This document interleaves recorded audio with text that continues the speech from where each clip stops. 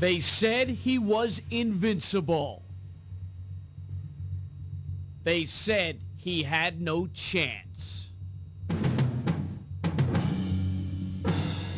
This is what you came for. Are you ready?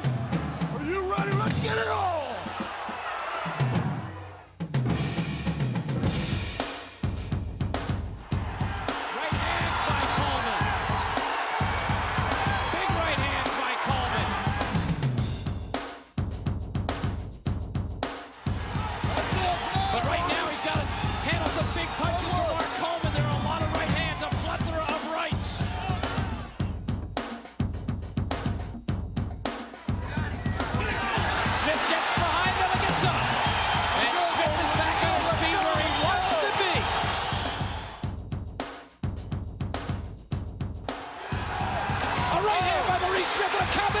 There's the kick to the head. We have a unanimous decision with the winner and new UFC heavyweight champion of the world, Maurice Smith. 82 days after one of the most stunning upsets in UFC history, Maurice Smith is back to defend his title against the most dangerous fighter in the octagon, the UFC's infamous bad boy, David Tank Abbott. Also, Brazilian phenom Vitor Belfort versus American wrestling legend Randy Couture. A double main event, plus the heavyweight tournament. The Ultimate Fighting Championship is on a collision course with destiny. Let's open up the gate. We're in the heart of the Mississippi Gulf Coast in beautiful Bay St. Louis, the playground of the South. 26 miles of sandy beaches and southern hospitality. Great fishing, fresh seafood, and the glorious waters of the Gulf of Mexico. Once a sleepy town, it has come alive. And tonight we're at Casino Magic, the first barge concept casino in the world. Our setting, the Magic Dome, the boxing mecca of the South. This venue has hosted 18 championship fights in the past 5 years and has featured 36 world champions. And tonight it plays host to Fistic Fury of a different sort, the Ultimate Fighting Championship. Hello again, everyone. I'm Bruce Beck. Welcome to UFC 15, entitled The Collision Course. First of all, a piece of news. Dan Severn is out, injured right hand. All the calls went out by the UFC hierarchy, and the only man who answered the call was David Tank Abbott, the man who is known for his punching power, the bad boy of the UFC. Always one to take a good fight, even on short notice. So tonight it's Maurice Smith against David Tank Abbott. Also this evening, and what could be a show stealer, we've got an elimination bout for the UFC Championship. Vitor Belfort against Randy Couture, two gentlemen who have already captured tournaments in the UFC. So it's a big night of action, and it's aptly entitled Collision Course. My broadcast partner, the man who won the 1984 Olympic gold medal in the Greco-Roman wrestling super heavyweight division, Jeff Blatton. Again, Jeff, we've got a co-feature for the first time. Oh, without a doubt, a double main draw. You're talking Maurice Smith, the defending champion, and Coleman is out because of an injury for the rematch. Severn is out as the challenger, a three-time UFC champion. Tank Abbott answers the bell, and Abbott is a great puncher. He is always dangerous, and on short notice, he says he's got nothing to lose. Let's go after him. Belfort against Couture. Belfort, a phenom puncher. We have, without doubt, the quickest hands we've seen here in the UFC, but we've never seen him fight on the ground. A Carlson Gracie jiu-jitsu protege. He's going up against Randy Couture, world-class wrestler. This might be the first time we see Belfort on the ground. Now, it truly is a night of heavyweights because we've got a four-man heavyweight tournament, Jeff, and we've got two veterans and two newcomers. That's right. The two veterans, Kerr, the UFC 14 champion, and Beneteau, the runner-up in UFC 5. Add to that Carlos Barreto, another Carlson Gracie athlete, and look for him to be very dangerous in the guard, particularly the triangle choke. And then there's newcomer Ranger Stott. Stott looking to make his mark. Now also tonight, the third member of our broadcast team is Joe Rogan, who will be patrolling the backdrop here at the in Mississippi. And earlier tonight, Joe caught up with the UFC medical director to talk about Dan Severn. Thank you, Bruce. I'm here with Dr. Ishergo. Doctor, please tell us what happened to Dan Severn. Dan Severn sustained an injury to his right hand, the fourth metacarpal phalangeal joint, which is the joint behind the fourth ring finger on his right hand. In layman's term, that means that he has a swelling of all of the tissue that is in his hand. Although it's not life-threatening, it's our opinion in the UFC that he's unable to go on, simply because it makes him a one-handed fighter. Now, I understand that Dan Severn still wanted to fight despite this injury. Dan Severn did want to go on just like any other athlete, but the bottom line is he's a one-handed fighter. He's unable to perform as well as he should. Therefore, he has to be disqualified from the tournament. Okay, folks, well, there you have it. Dan Severn's out and Tank Abbott's in. Anything can happen in the UFC. All right, Joe, here are the ways to win a fight tonight: by knockout, by submission.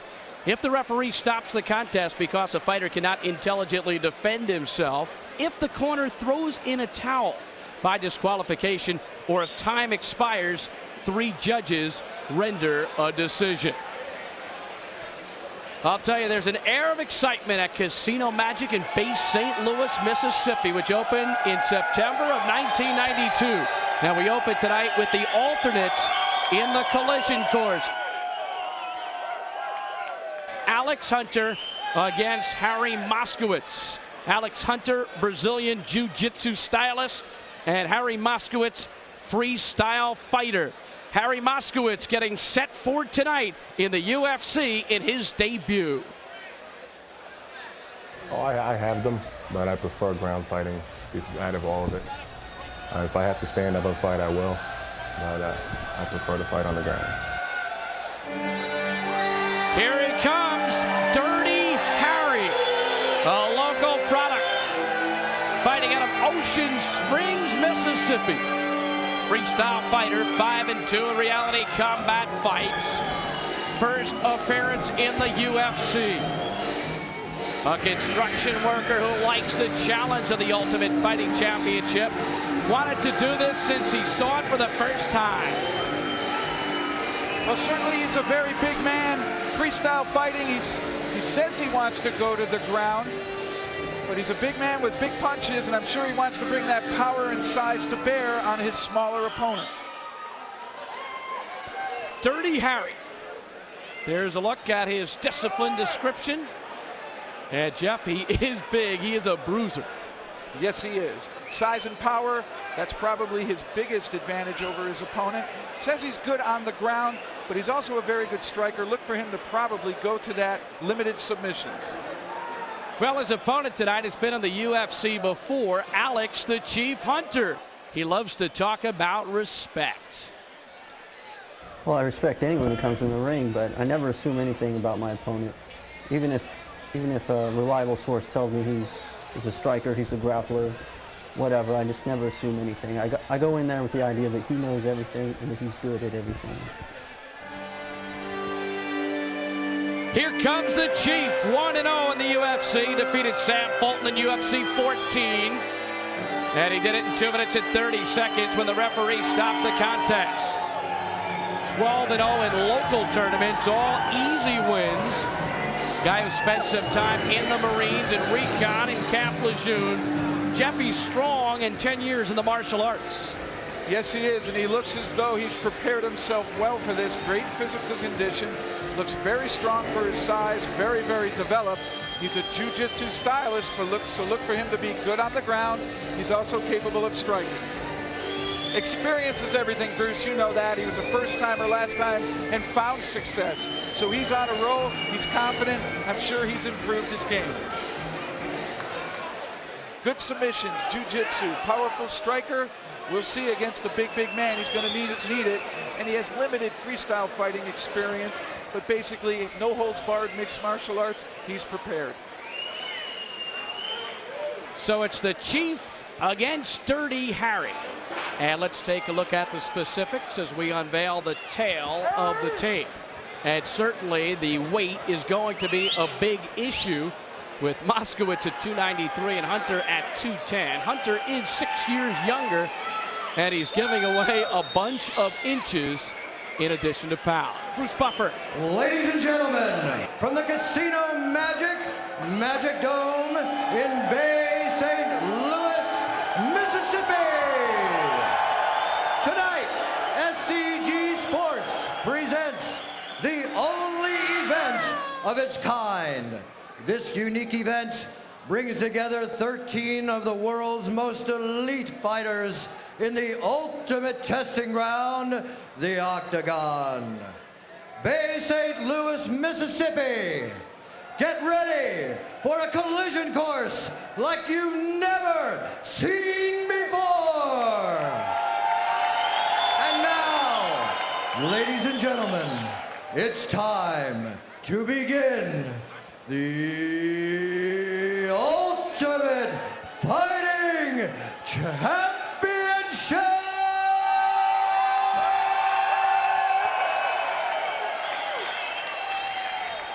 We begin our evening with the first bout, beginning an alternate tournament where the winners have a chance to advance to the finals. Starting with the fighter standing to my left. He's a freestyle fighter from Highlands, New Jersey, and fighting out of Ocean Springs, Mississippi. He has a record of 5-2 in mixed martial arts. He's 30 years old, standing 6 feet, 5 inches tall, and weighs in at 293 pounds. Please welcome in his Octagon debut, Dirty Harry Moskowitz! And the fighter standing to my right. He's from St. Petersburg, Florida. He's an expert in Brazilian Jiu-Jitsu, fighting with a competition record of 12-0. He's 1-0 in the Octagon. Please welcome, standing at 5 feet, 9 inches tall, and weighing in at 210 pounds, Chief Hunter! When the action begins, our referee is Joe Hamilton. Alternate bouts are 12 minutes. There will be 2 bouts tonight, and if someone is injured and unable to advance in the main draw of the heavyweight tournament, an alternate will take their place. Here we go. Good set. Moskowitz has a 5-2 record in no holds barred and did compete in the IFC. But he's never been in the UFC, and that is always a big question mark when you haven't been there before. Big Moskowitz, 293. Hunter is 210. Alternate referee, Joe Hamilton for Provo, Utah, working his 10th UFC, 9 years in the LAPD before moving to Utah. It's as though Hunter is measuring him out. Chief looking to possibly set him up with something there. He takes a shot at a double leg. Good power and knee drive trying to come up. Moskowitz looking for a guillotine choke. Harry Moskowitz trying to sink that choke in. Backing up the smaller Chief Hunter. And Chief doing a good job to repel the challenge early. Both spending a lot of energy in this sequence here. The Chief trying to lift that big body. Moskowitz trying to sink that guillotine choke, but unable to finish. Almost a minute on their feet as Moskowitz tried to land a knee. Now looking for the choke. He picks him up and drops him. He's in good position. He doesn't have a choke in there. Hands aren't gripped.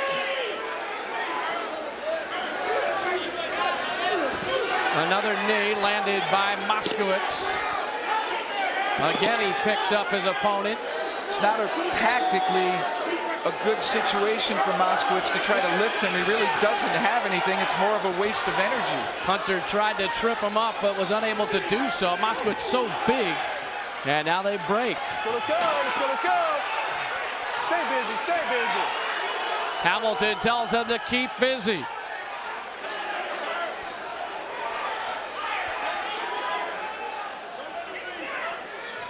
Let's go, stay busy now.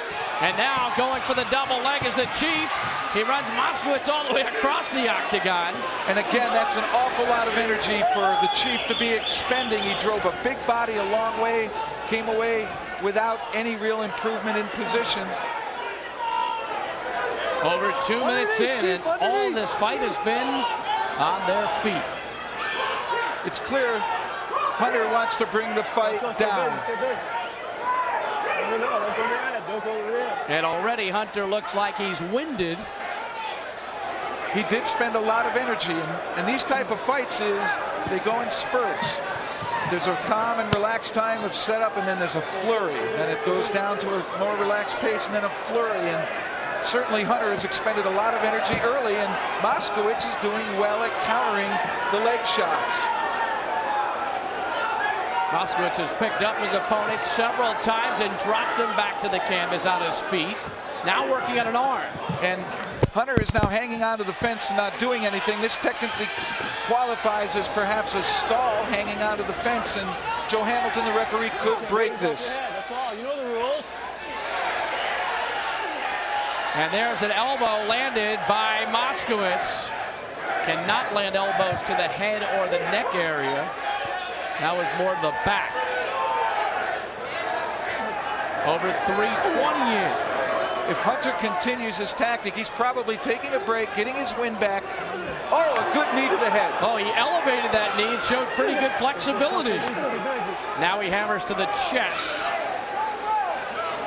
Moskowitz needs to be careful. If he gets too upright, Hunter could drop down behind both knees, grab that, and rip it out towards the center and possibly bring that big man down. This is almost like a Davy and Goliath format with one guy 5'9", 210, the other 6'5", 293. Moskowitz doesn't want to get frustrated here. Hunter's just waiting, looking for the opportunity. And a right hand by the Chief, and another right hand. And now Moskowitz might go down. But again, he holds his center of gravity. And once again, that's an awful lot of energy to spend to come away with nothing.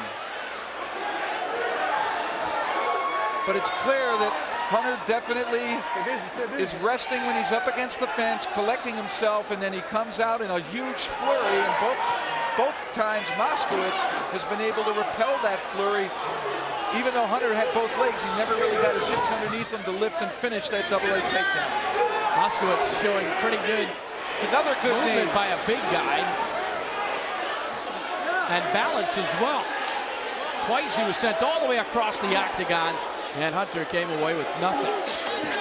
This bout scheduled for 12 minutes, no overtime. We'll have to go to the judges if we complete that 12-minute period. Moskowitz looking to sink the guillotine choke again. Hunter able to counter. It's tough to get unless the man is low and trying to come up onto your legs, and then you have a good opportunity to sink it.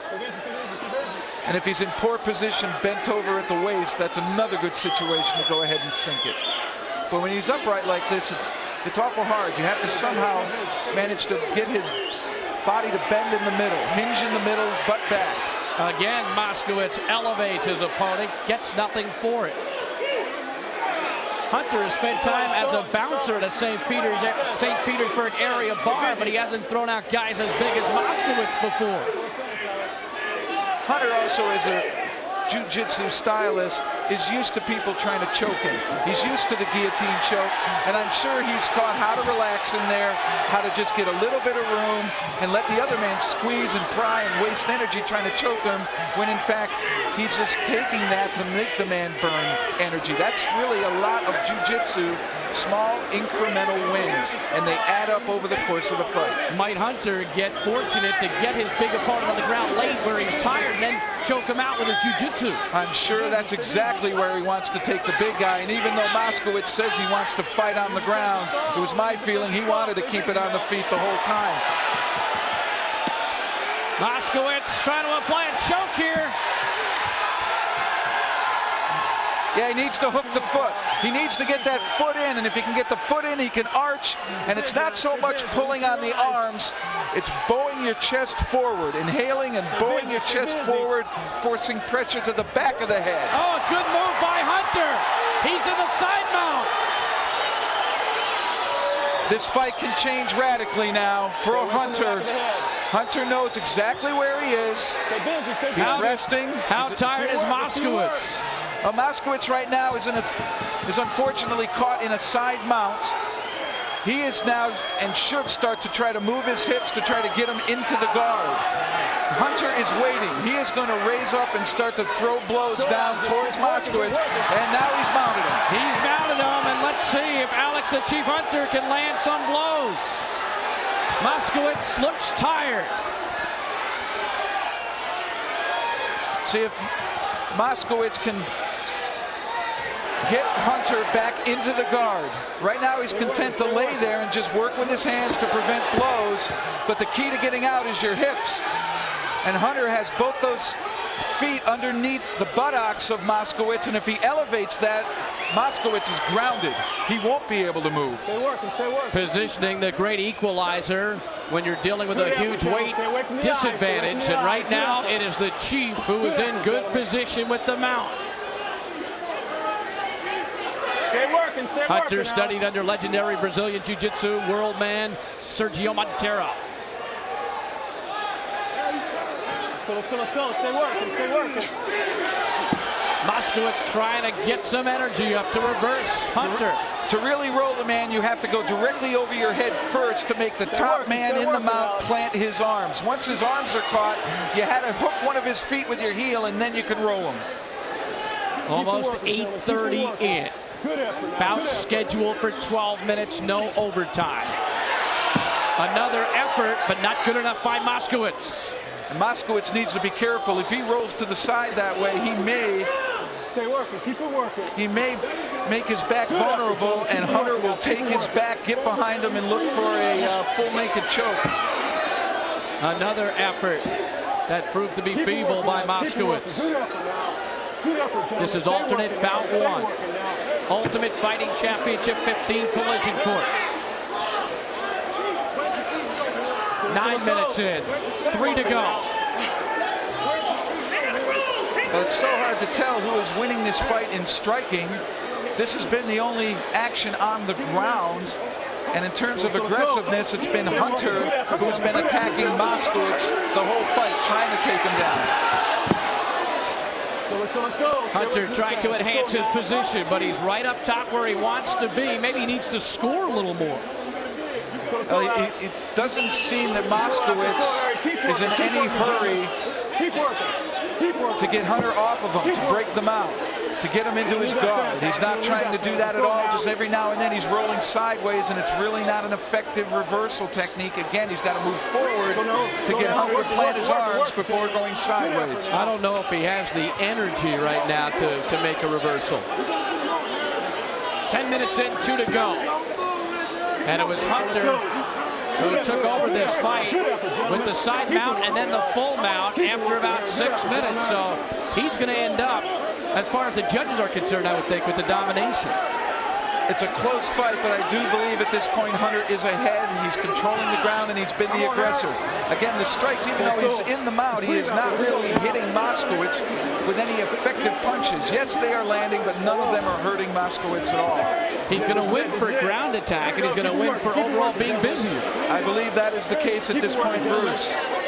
But I also have to believe that Hunter blew a lot of energy early in those huge double leg takedown events, and that's showing right now in his inability to raise up and try to be more offensive and effective in the mount.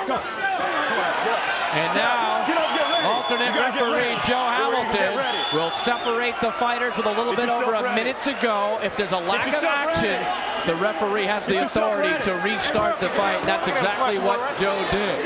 No. Turn around. Get ready. And Moskowitz sneaks a quick swing over the top of the octagon. You ready to continue? Get busy. Let's go. Here we go. A little bit over a minute to go, and both fighters look tired. Very tired and disinterested right now. Who's going to be the aggressor? Now, fatigue changes everyone. Fatigue has an effect on everyone. And it's only the great ones, the champs, that are able to maintain focus during fatigue. Let's go. You've got to reach deep down during these times. And the aggressor has now changed. Moskowitz is moving in on Hunter. This is going to be a close fight for the judges. Oh, by Hunter. Back to the side mount. The Chief with some quickness. Well, that might do it for Hunter. He was smart. He waited for the big punch from Moskowitz. He went under it and took him down. 12 minutes complete. No overtime. It will go to the judges. 3 judges will score. Jeff Santella, 3-time Hall of Fame cross-training master, PKA, UFSKA kickboxing champion. Jeff Mullen, the former pro kickboxer from now owning Mid-South Karate, where he teaches self-defense at the University of Memphis. And Michael DePasquale Jr., a world-renowned jiu-jitsu expert, publisher and editor of Karate International magazine. Here's the last takedown here. Moskowitz trying a right hook, and to his credit, the Chief dropping right under him. Textbook double leg takedown to a side mount. That might have been the difference in this fight. We felt he was ahead early, but when they got stood up, it seemed Moskowitz took over being the aggressor, but right away, Hunter took him down. Here's that reversal, getting to the side mount. Alex Hunter, the Chief, doing well, but both fighters looked tired at the end. Absolutely exhausted. I think Hunter weathered the storm early. You know, he was mature, he was patient, he didn't panic when he was picked up in the air 2 or 3 times, and Moskowitz was looking for the choke out. He certainly was looking for the guillotine choke, but when he was doing all the lifting against the fence, he really wasn't in a position to sink the hold tight and to use his chest and hips to add the pressure that really makes the choke work. Standing by for Bruce Buffer's announcement from the judges as to who has won this fight. Now both men coming back to the center of the octagon. A judge can only go one way. He can't split his decision. It's a vote for one or the other. Let's go up to Bruce Buffer. Ladies and gentlemen, at the end of 12 minutes, we have a final decision by the judges. Judge DePasquale votes Chief Hunter. Judge Jeff Mullen votes Moskowitz. Judge Jeff Santella votes for the winner, Chief Hunter! So it's Alex Hunter by a split decision. And Mr. Moskowitz. And he wins the alternate contest, and he stays alive in the overall scheme of things tonight. If there should be need for a replacement in the main heavyweight tournament, which fields a group of 4. Good work by Hunter. Tired, but it's a lot better to go away with a win. Well, certainly it is, but I do believe Hunter spent most of his energy in those sequences early trying to get those big takedowns. Here's that last time, a nice kick to the center. Moskowitz sprawls as Hunter tries the double leg takedown, and here he's trying to sink the hold, a guillotine choke. He needs to get the forearm under the chin. Once getting there, he wants to push his belly and chest forward, arch with the back, and lift at the neck, trying to bow the back up of Hunter, but he never had it sunk properly. So we'll move on to our second alternate bout of the evening. And here's a look at the combatants. It'll be Houston Dorr against Dwayne Cason. Cason from Des Moines, Iowa, now fighting out of Fayetteville, North Carolina. Cason, a newcomer, is enthused, and ferocious fighting is in this young warrior's blood. Yeah, I think I have youth on my side, but not disrespecting him. I respect all my opponents, and I'm sure that he's tough because he has the credentials too. But at the same time, I don't plan on going out there and by any means laying down for him. When it's all said and done, win, lose, or draw, he'll know that he's been in the fight. Dwayne Cason, the nephew of Leon and Michael Spinks. First UFC, but as a freestyle wrestler, a mark of 277-8 with 230 pins. And you see there, a junior Olympic champion in freestyle wrestling. Certainly has an impressive junior record. A lot of sticks there, so you have to feel as though he has a wrestler's base. Bruce, he also was an amateur boxer, so he's got some boxing skills with him, and certainly with being the nephew of Leon and Michael Spinks, I'm sure they must have had some input into his boxing skills. Pretty good football player too. He played at Clemson and was a part of the team that went to the Gator Bowl in '95, although they did lose to Syracuse 41-0 in that ball game. Excellent wrestler, powerful, a 525-pound bench and an 865-pound squat, and a good boxer. He has well-rounded tools, but he's a newcomer to the UFC. Mississippi State Trooper Houston Dorr has the hometown advantage and strategy on his side. Game plan is we think he's gonna come at me real hard and quick because he's got a little wrestling background. What I want to do at first is go ahead and pound on him a little bit. But usually you don't last long on that because it happens so fast on the ground. But I want to get the first licks in. If you go to the ground, that's my game. I like the ground too. So I have some surprises for me. Houston Dorr, the WKKC Super Heavyweight Champion. A kickboxer who's got an impressive record of 18-1 with all 18 wins coming by KO. Hometown boy, a Mississippi highway patrolman, and an investigative detective. He's an instructor who teaches tactical work for patrol cars. Let's see what he can do in the octagon. Well, he certainly had a kickboxing background. He's 1-1 in no holds barred. His loss to Anthony Mad Dog Macias. So he has been in this kind of situation before where Dwayne Cason has not. But Cason has worked out with Steve Grant. We saw him in the last UFC. And Houston Dorr's Brazilian Jiu-Jitsu instructor is Lauren Phillips, so he is familiar with the ground. Breakdown, he's a kickboxer by heart. 23-2, excuse me, an 18-1 record in that. Limited ground skills, but I believe he knows what he's doing down there. No, he's knowledgeable on some submissions. But as a kickboxer, look for him to strike. He is from Diamond Head, Mississippi, just down the road a bit. Let's take a look at the tail of the tape for this second alternate bout of the evening. Pleased to be bringing it to you live on pay-per-view. Houston Dorr is 39, and that is a big question mark. Cason is 20. 15 pounds on Cason's side. Does Houston Dorr have the discipline, and is he in the kind of shape to stay with the youngster Dwayne Cason? For more on the introduction, let's go up to Bruce Buffer. Our second alternate bout begins with a fighter standing to my left. He comes to us from Des Moines, Iowa, and is now fighting out of Fayetteville, North Carolina. He's a junior Olympic wrestling champion and a North Carolina state champion. He stands 5 feet 9 inches tall and weighs in at 215 pounds. Ladies and gentlemen, please welcome Dwayne Carson.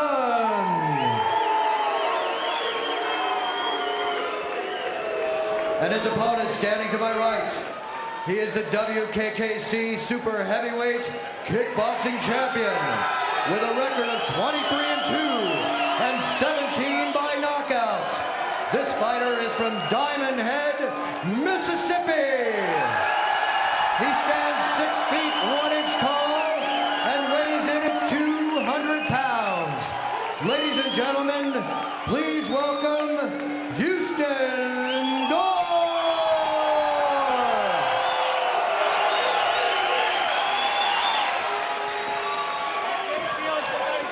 Joe Hamilton, again the alternate ref, black belt in Taekwondo, currently a full-time firefighter and paramedic in Provo, Utah. Set, here we go, get set, get busy. Here we go, Houston Dorr against Dwayne Cason. See if Houston can go ahead and launch some strikes here and get to Cason early, because Cason's going to take him down as he just did. Great quickness by Cason. And technically there he was kicking the kidneys of Cason, which is illegal. No punching on the ground, but Cason quickly. Oh, he's got fire in those gloves. He's throwing strikes, and they're fast strikes. He's got very quick right hand. He's also got that left arm in there. He needs to be careful. If Houston Dorr's right leg comes over the top, and he reaches with a potential arm bar. Crowd is chanting for Houston, but he's in trouble right now. Cason has him up against the chain link fence, and that hurts. Trying to fight back.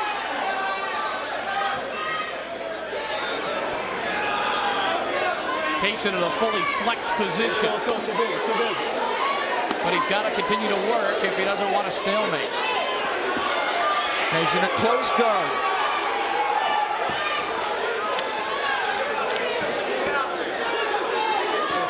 This is more of a defensive position, but he's overripped both arms now. Swing move over both arms. He could potentially row Cason, perhaps get a reversal, come out on top. Cason is trying to get that right arm free so he can land some punches. But I'll tell you, Dorr's got a good handle on him right now. And headbutting is now illegal, and this is where we used to see a lot of headbutting when the arms were both tied up. Whoever in best position would take advantage of it, but here, no headbutting allowed. Now he works that left arm free, trying to get the right arm back. But Dorr quickly working from the ground and doing the best he can to keep his opponent tied up. You can see that Cason is searching for something to do to get out of the guard. Cason trying to land that right hand, but can't get it free. Stay away from the eyes. Cason, a North Carolina State wrestling champion, and he's got plenty of experience on the mat. Now he chops away at the midsection. Small punches, not going to do a lot of damage, and it seems as though Houston realizes he doesn't have to worry about those kinds of punches. They may have a small effect on him, but position is everything, and he's not going to give up the guard. But Jeff, if you land those punches all night long, they'll start to accumulate. Yes, they will. I mean, they're adding points. He's being aggressive. They're good, but they're not the big blows that are going to end the fight. Almost 3 minutes in. It's been Houston Dorr with that one quick move, controlling this fight.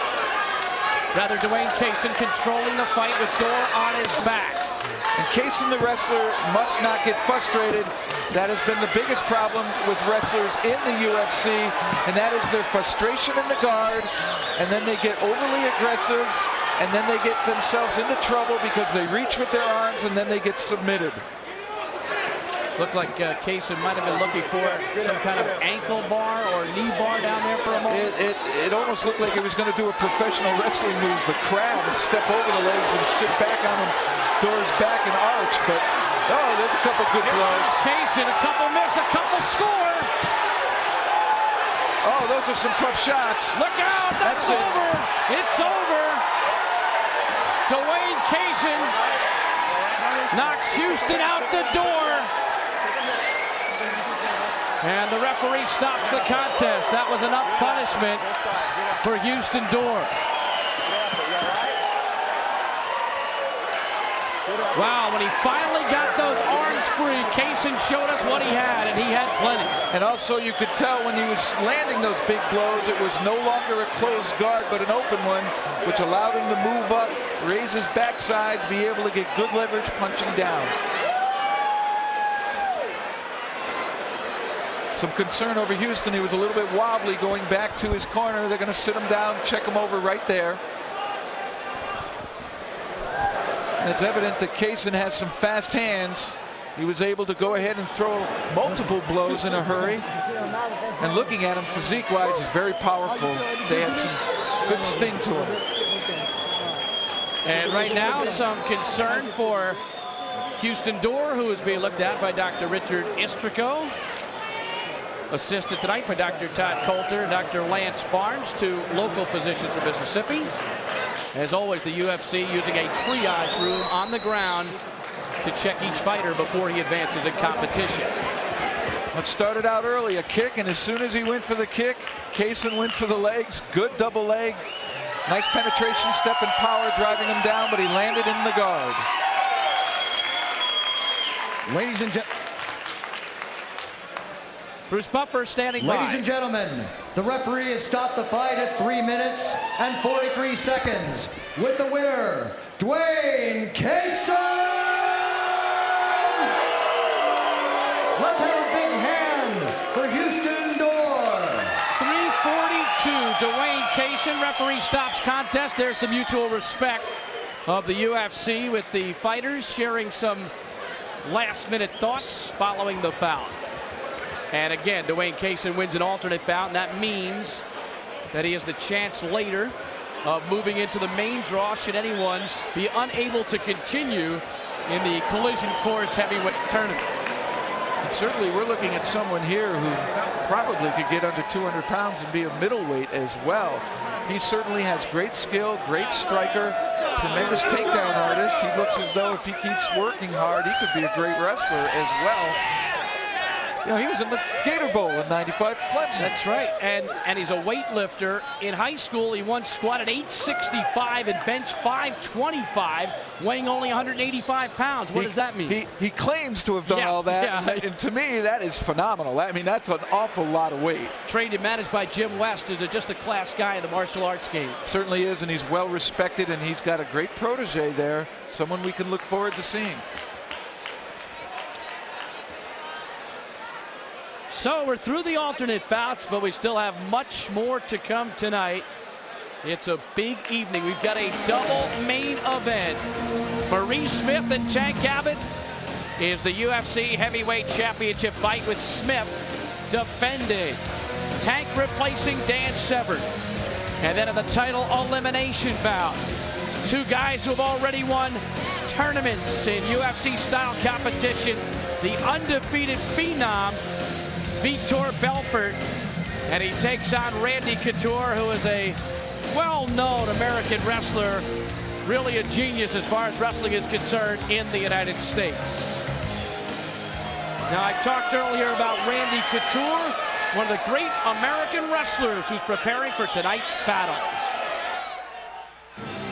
Legendary wrestler Randy Couture walks into the octagon tonight to take on the Rio de Janeiro juggernaut Vitor Belfort. Couture made his octagon debut in UFC 13. He handily defeated wrestler Tony Halama with a submission.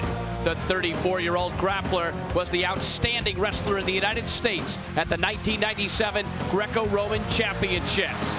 Couture defeated Stephen Graham in his second bout of UFC 13 to win the heavyweight tournament title. Couture is a phenomenal athlete who uses wrestling as a base on which to build the skills needed to dominate this event. As a wrestler, we have to keep an open mind. We have a lot of great mat skills and mat sense and conditioning and things, but technically we have to keep an open mind and try and learn as many of these positions and finishes and passing the guard and all those things as we can. And I'm still learning those things. Each time I roll with somebody, I learn something new, and that's what's fun. That's what makes it interesting. Tonight, this decorated wrestler takes on his toughest challenge in the rocket-fisted Vitor Belfort.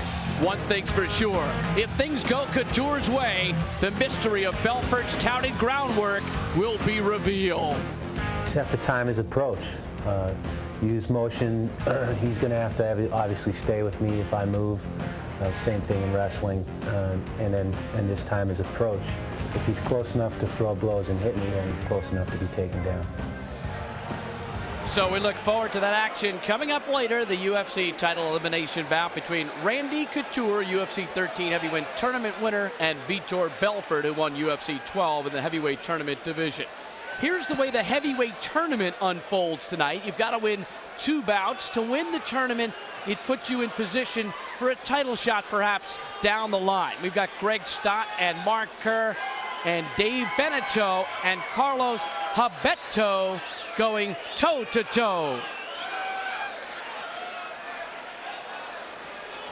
Greg Stott, RIP hand-to-hand is his style, and he takes on Mark Kerr, a guy who's been very successful in the UFC and has one appearance, 2-0, and another tournament winner. Ranger Stott brings an airborne Ranger's courage and a unique style into the octagon tonight. My name's Greg Ranger Stott. I'm a former airborne ranger and combat veteran. Currently, I'm a hand-to-hand instructor and a founder of my own style, which we call RIP. RIP stands for Ranger International Performance, and is the most expeditious and effective form of hand-to-hand combat in the world. That's why the RIP team's here at UFC 15 to prove why RIP rules and all others rest in peace. All right, let him rip.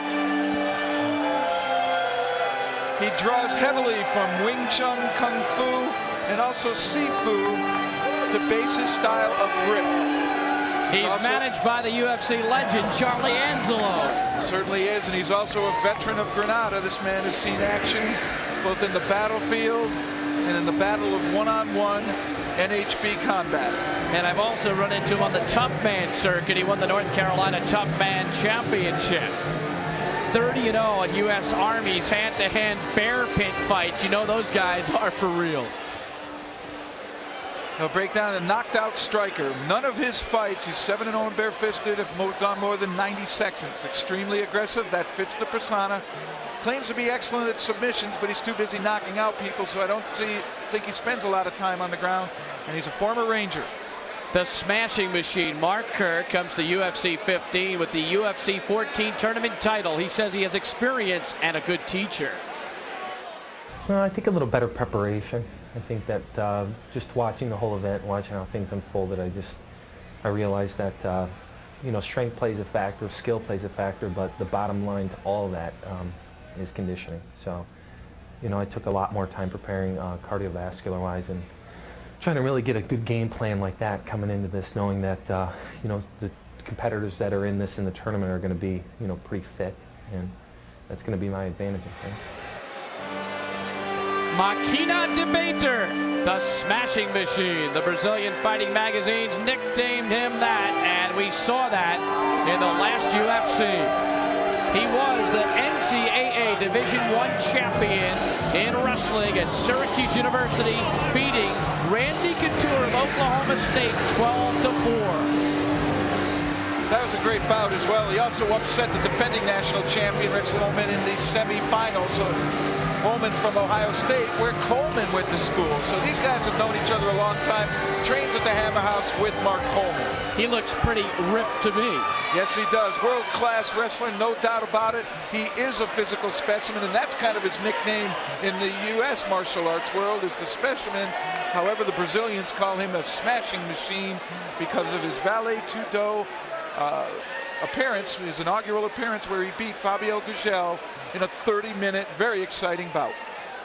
Well, anytime you earn nicknames such as that, Jeff, I think it's well deserved. Let's take a look at the tail of the tape between the Ranger and the smashing machine. Stott, 6 years older.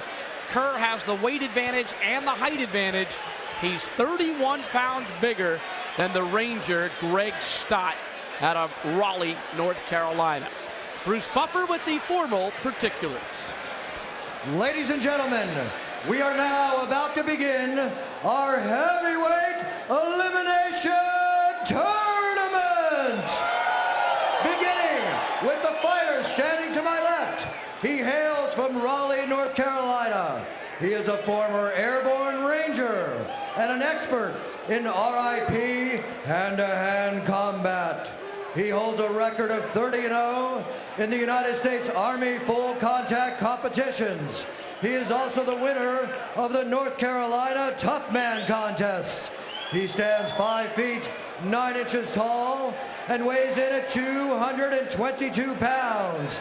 Please welcome Greg Ranger Stott. And to my right, he's a freestyle wrestling champion and a World Cup champion. He is the winner of UFC 14's heavyweight tournament. He's 28 years old, stands 6 feet 1 inch tall, and weighs in at 253 pounds. Ladies and gentlemen, please welcome Mark the Smashing Machine Kerr. And when the action begins, our referee is Big John McCarthy.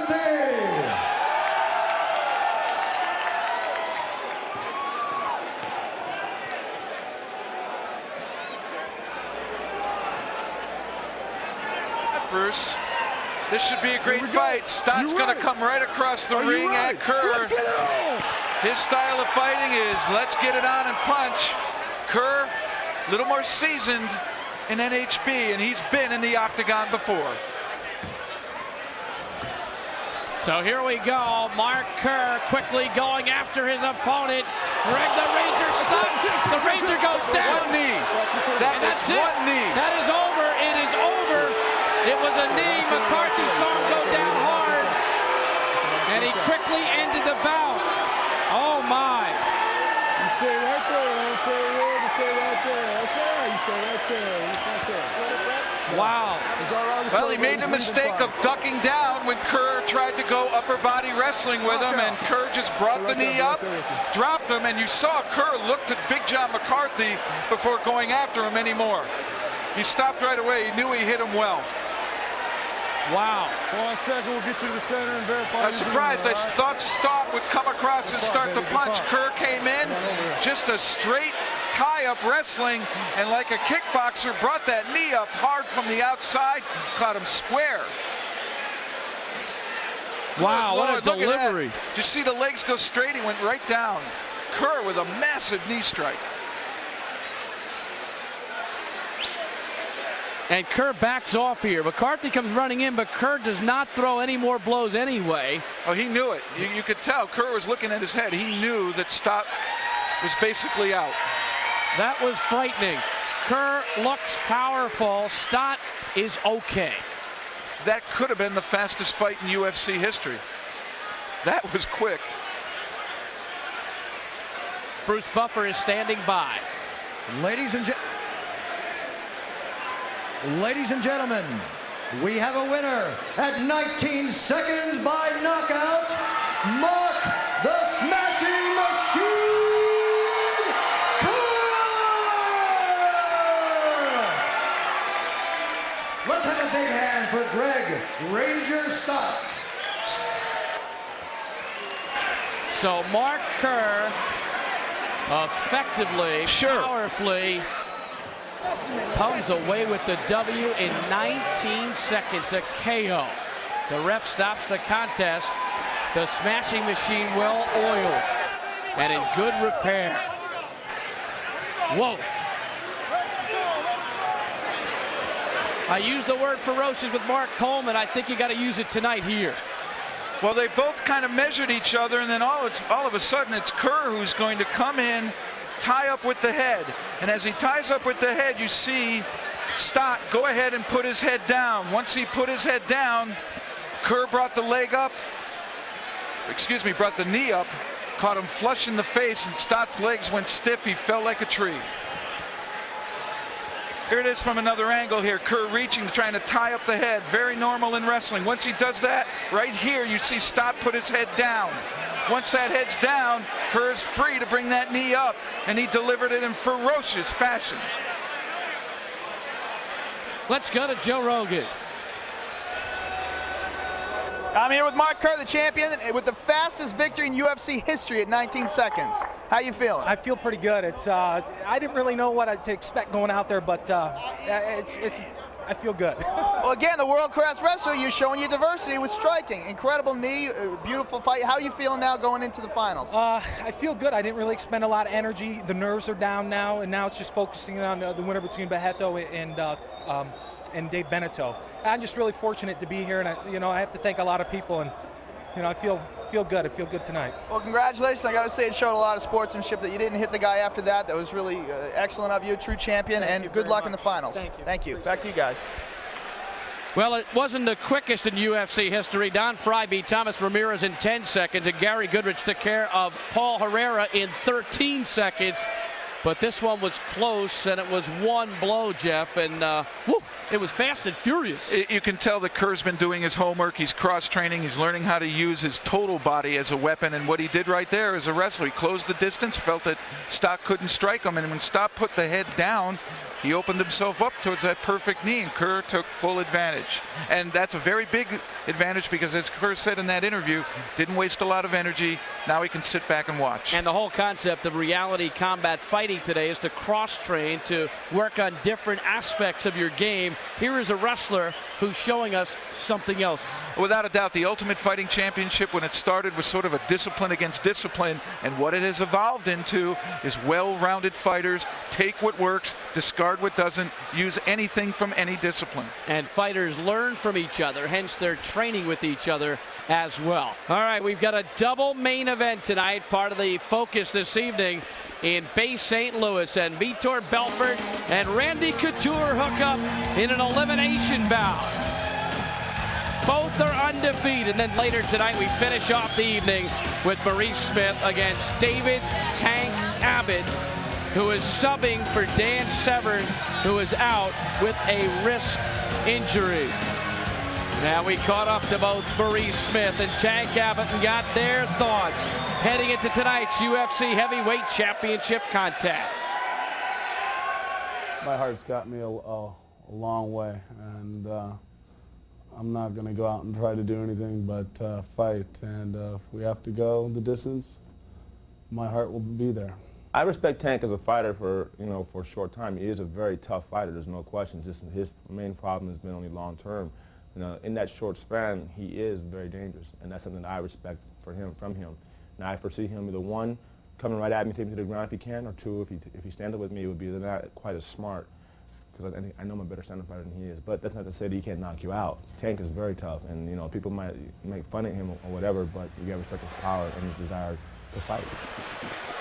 Maurice Smith, who fought a brilliant tactical battle, defeating Mark Coleman for the championship. Without a doubt. Everyone pegged Coleman as the ultimate fighting champion for quite a while, and coming out of Extreme, no one really had seen Maurice Smith in UFC competition, and they all didn't feel he could go up against Coleman, but he is the man. Our next fight here. Dave Beneteau against Carlos Barreto. Beneteau ready to go, back in action. Barreto looking forward to the opportunity to do here as well. Sou profissional, eu tenho que treinar tudo. O meu treinador, o Cason faz com que nós treinamos tudo. Quedas, finalizações, boxing, kickboxing, tudo. Porque sempre temos que ser lutadores completos. Não há a melhor parte. O lutador profissional não pode ter a melhor parte. Ele tem que ir lá e desenvolver o trabalho dele. Here he comes, Carlos Barreto, out of Rio de Janeiro. First UFC, and he follows a long line of Brazilian stars. 10 years in Carlson Gracie Jiu-Jitsu. His nickname is Carlone for Big Carlos. He's 6'4", 235 pounds, and that 6'4" means he's got some long legs. He's got a good guard, and everyone knows about his triangle choke. He was losing to Bobish, who we saw here in UFC competition. Got hit early, was almost out on his feet, recovered while Bobish was in his guard, and then eventually submitted the wrestler. So you know he can recover, and you know he is a threat with submissions.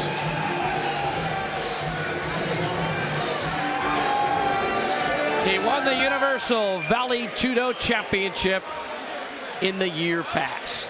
Excellent ground skills, masterful submissions, may not be the best takedown artist, may want to pull someone into that guard, and certainly from Carlson Gracie Jiu-Jitsu, one of the legends from the Gracie family. You know he knows his stuff on the ground. Octagon veteran Dave Beneteau says he has the experience to beat the boy from Brazil. Well, he's Brazilian, and of course he's jiu-jitsu, and from a stand-up aspect, he's a decent kicker.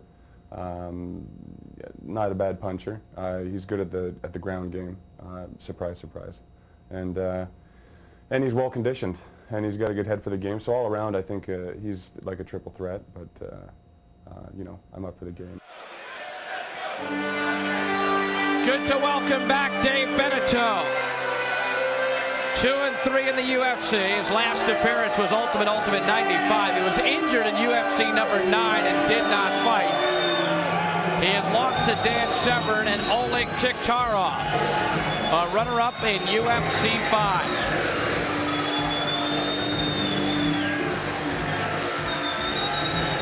He's back up to 260 pounds. We last saw him down about 245.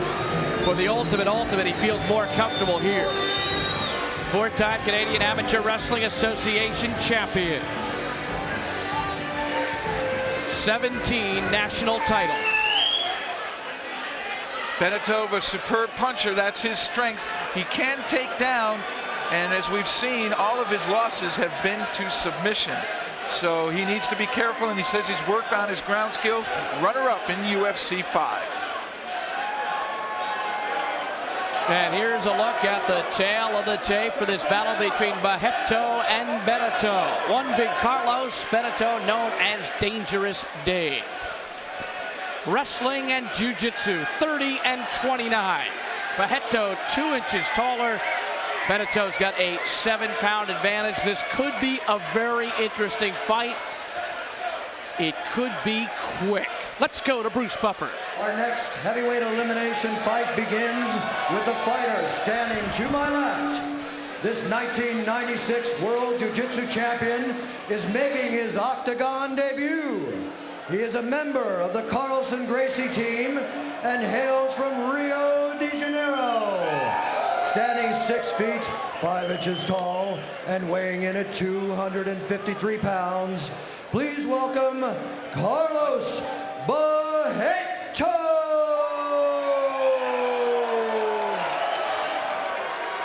And to my right, he's a veteran of the UFC and winner of the 1997 International Wrestling Tournament. He is also a member of the Canadian Olympic Judo team. He comes to us from Ontario, Canada, standing 6 feet, 2 inches tall, and weighing in at 260 pounds. Ladies and gentlemen, please welcome Dave Beneteau.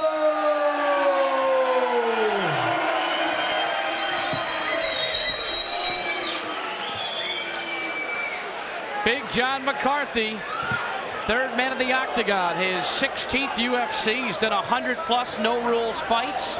Tactical instructor at the Los Angeles Police Academy. Are you ready? Let's get it on! Look for Beneteau to try to land some good punches. His wrestling ability should be able to keep Barreto from taking him down. A quick clinch, a knee by Barreto. Barreto pushing Beneteau up against the octagon fence. Good job, good job. Barreto looking for a trip. Oh, that was a headbutt. That's a foul. That should have been a foul. And there you heard it. 3 fouls and you're out. You're disqualified. Now Beneteau trying to work in there for a choke.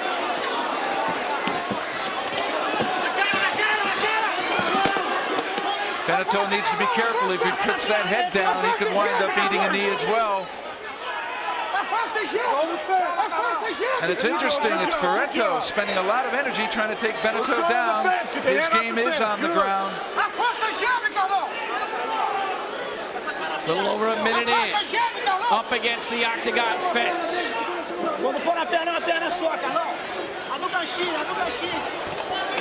Beneteau trying to use his strength as Barreto lands a knee and Beneteau answers.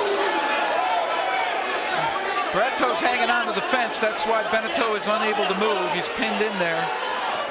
He's in decent position, but Barreto is looking hard to try to rip the legs out from under the Canadian and take him to the ground. John McCarthy separating the fighters for a lack of action. The fence cannot be used to stall, and if Barreto isn't going to improve position, it's called stalling. Big John McCarthy will break them from the hold on the fence and start over. 1 foul against Barreto for a headbutt. If he gets his 3rd foul, he is disqualified. Down goes Beneteau. Quick move by Barreto. Control. Barreto took his back. Almost seen there. Beneto's giving him his back. Look for the rear naked choke now. And it seems as though Beneteau doesn't know what to do here. Over 2 minutes in and up, nail to the back of the head. And now Beneteau able to use the fence to his advantage and gets away. Oh, Beneteau came firing, and now he wants his opponent to come get him. And this place is rocking. There is magic at this casino tonight. Beneteau ate a couple punches there. He did get hit, but he seems rejuvenated getting back to his feet. Those punches to the back of the head, I think, got him sparked up.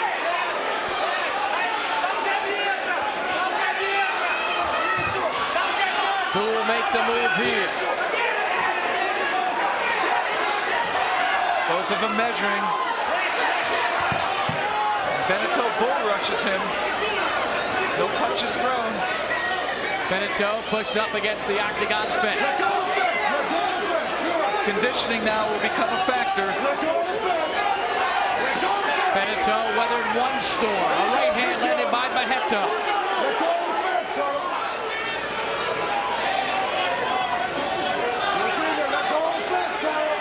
Barreto grabbing the right leg of Beneteau around the groin area. He's reaching behind. He's trying to elevate that leg, and then if he can, he's going to drop down, pull the other one out. Now he's taking him to his guard.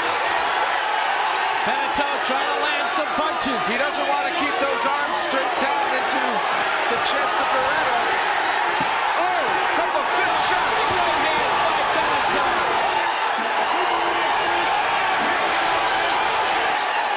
Back to their feet. And that has been the knock against Carlos Barreto, is his punching ability, and does he have a good enough chin? He weathered that storm of Beneteau. 4 minutes in. What a great fight thus far. It's gone back and forth. And both guys look a little weather beaten right now. On their feet. Superb fight here. Crowd on their feet as well.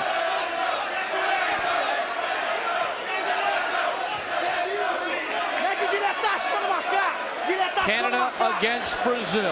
Truly an international fight. It's interesting. Beneteau goes back and forth from a lead left to a southpaw stance in his boxing. A big right that almost got Beneteau rocked, but it didn't land good enough. Now Beneteau grabs the double leg. That's a takedown by Beneteau, but what can he do here? This is good. This is without doubt Barreto's position. Carlo liking the guard.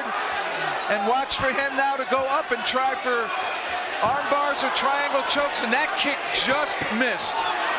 That kick just missed Beneteau's head. And Jeff, Beneteau wanted no part of that game on the mat. He's a smart guy. Why play the other man's fight? This is what Barreto does. Come on, let's go. Come on. Doing good. Barreto certainly is dangerous in there. Misses with a right hand. All right, Beneteau realizing he is not as articulate in the guard to be able to pass it and be effectively striking. He felt that he was vulnerable there perhaps to Carlos' submissions and takes it up where he's been having success, and that's on the feet with his punching game. 12 minutes with 1 3-minute overtime if necessary in the semifinals. The winner takes on Mark Kerr. And being out there this long is not going to help either guy. Oh, good uppercut. The right hand. When Beneteau bends down on his knees, that's it. And now Barreto is doing that. Oh! He just missed with a kick. Those long, long legs. You've heard of long reaches in boxing. That was a long reach from the foot. Barreto missed with a kick while he was on his back as Beneteau stood up off the guard. And Beneteau has trained some with Emmanuel Stewart, the legendary Kronk gym man who's worked with 23 world champions. Did some work with Pedro Sauer to try to help his ground attack. Beneteau grabs the ankle and drops his opponent, Barreto. Now this is where he wants to stay. If he's going to get caught in the guard, get up high where Barreto can't use those legs to go ahead and submit him. And you see how Barreto now is moving the legs up. He wants to get it up near the head where he can triangle or flip one of the legs over the top and go armbar. Oh, Beneteau got nailed by a foot. As you back out, you better prepare for that. And those feet are quick.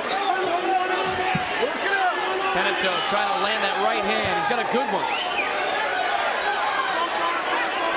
Tremendous effort by both fighters. Carlos Barreto, dangerous Dave Beneteau. A little over 4 minutes left in the regulation.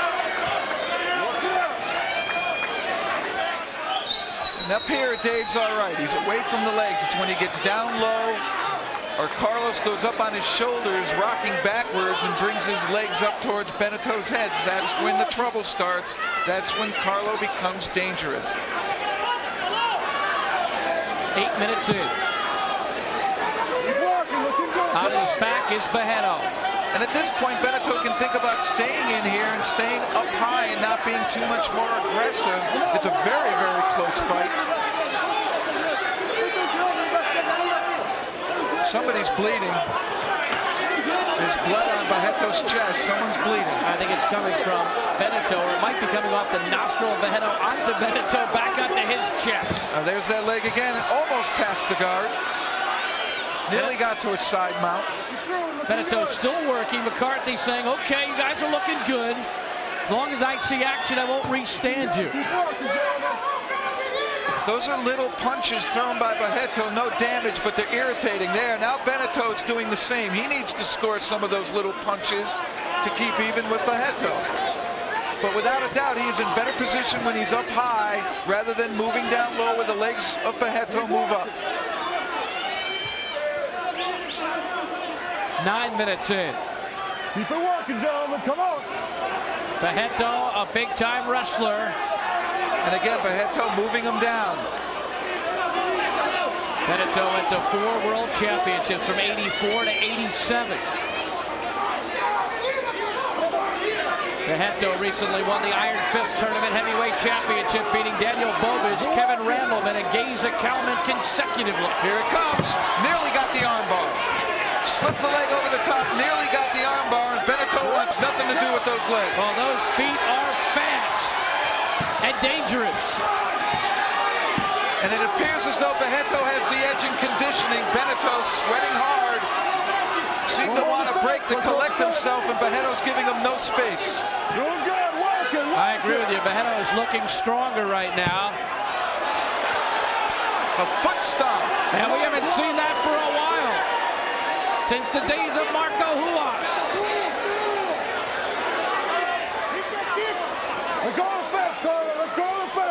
John McCarthy, unless Barreto improves position, it's going to be called stalling, and there he calls it.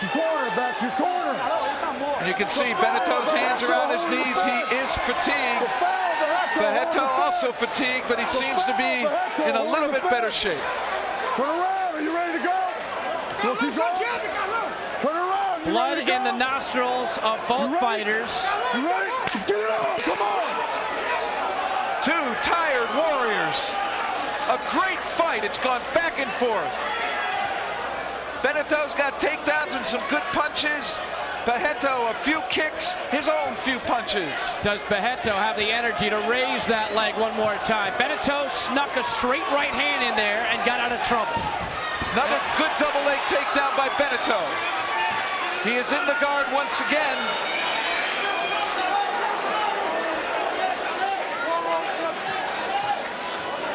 Almost 11 minutes in. There will be a 3-minute overtime if needed if we reach the 12-minute mark. Okay, let's keep working. There have been ebbs and flows in this fight. And Beneteau pretty much on the top for much of the bout.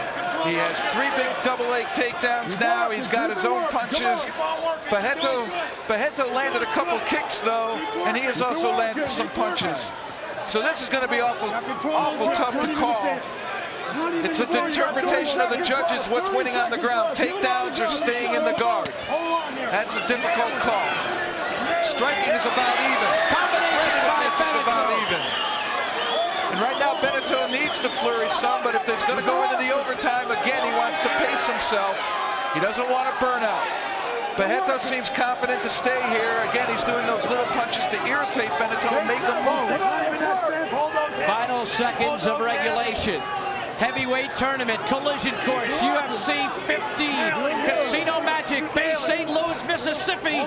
And you'll hear the horn at any moment, and this place will explode. Stop it right there. We go to overtime, 3 minutes. A tremendous 12-minute regulation. And now who's got the strength? You know, Beneteau looks better now. He looks like he got his second win. Certainly does. He needs to compose himself. And when you get in that top position, you can take the time to rest, even if you're in the guard. Stay up high where you can't be hit, can't be submitted. Jeff, you really want to win this bout because either guy is in trouble going in against Mark Kerr, having fought this long against the smashing machine. So you might as well just go out there right now, do whatever you can, give it your best shot, and win this bout, because that's what's the important part. That's correct. There's 3 minutes left. The most important thing is to win this fight, not worry about Mark Kerr. Worry about this fight. But Kerr does have the advantage against the winner. Now you heard that McCarthy said one more holding of the fence by Barreto, and he's disqualified. Stand up position, all right? Go back to your corner. So Barreto cannot grab the fence for more than a couple seconds. Tell him not to hold the fence in the stand-up. In the stand-up. No stand-up. In the stand-up, all right? No stand-up. I think he talked loud enough in any language for him to understand that. That is correct. And they know what the word fence is if they've been in the octagon. 3-minute overtime. Carlos Barreto in the shorts. Dave Beneteau in the long black trucks. Beneteau doing a good job in this fight to avoid the submissions of Carlos Barreto. Beneteau faking a kick. Barreto goes down low with a kick. Look as though Beneteau was going to unload a knee there. And he got a couple short uppercuts in with that right hand. There you go, baby. Good job. Good work. Both of these athletes performing very well under tough circumstances and fatigue. There you go, hand. There you go. Good job. Good job. Who's got that one burst of energy left to go for a takedown? Is it Beneteau with a double leg, or is it Barreto with a big kick?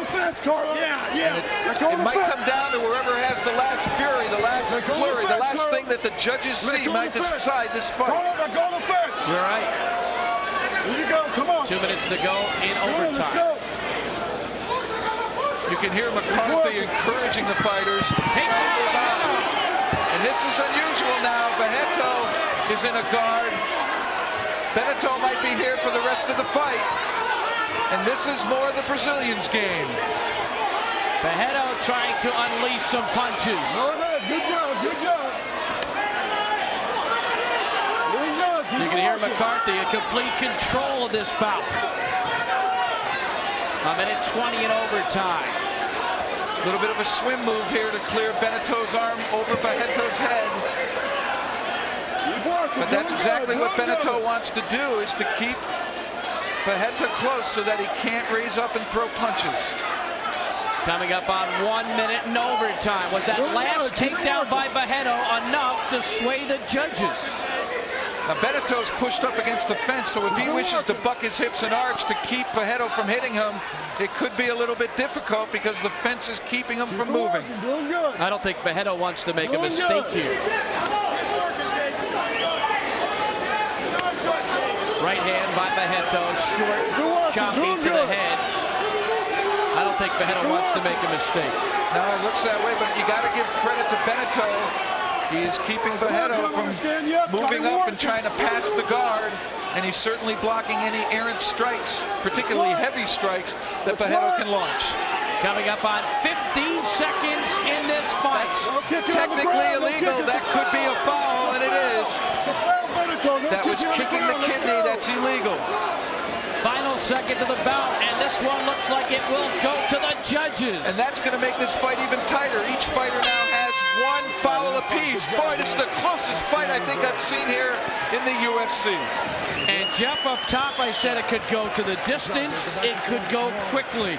We saw some possible punches and kicks that could have ended it swiftly. Instead, it went the distance. It certainly did. You called it correctly, Bruce. And both fighters a tremendous job.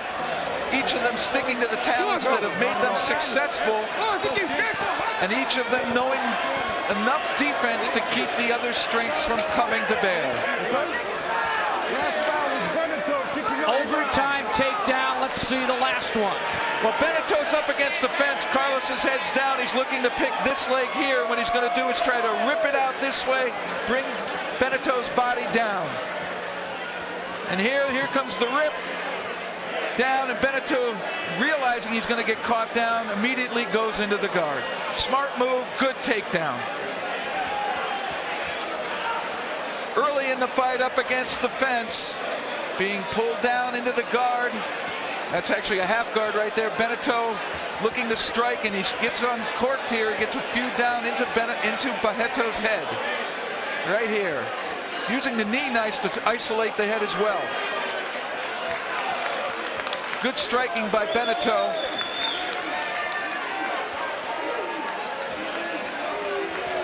Just repeated punches there. That's probably the best punching sequence of the entire fight. But boy, was this a close one to call. A couple kicks by Barreto got in. Each had one foul. Beneteau picked up that foul very, very late, and that might be the difference if it does go Barreto's way. All right, Bruce Buffer with the decision.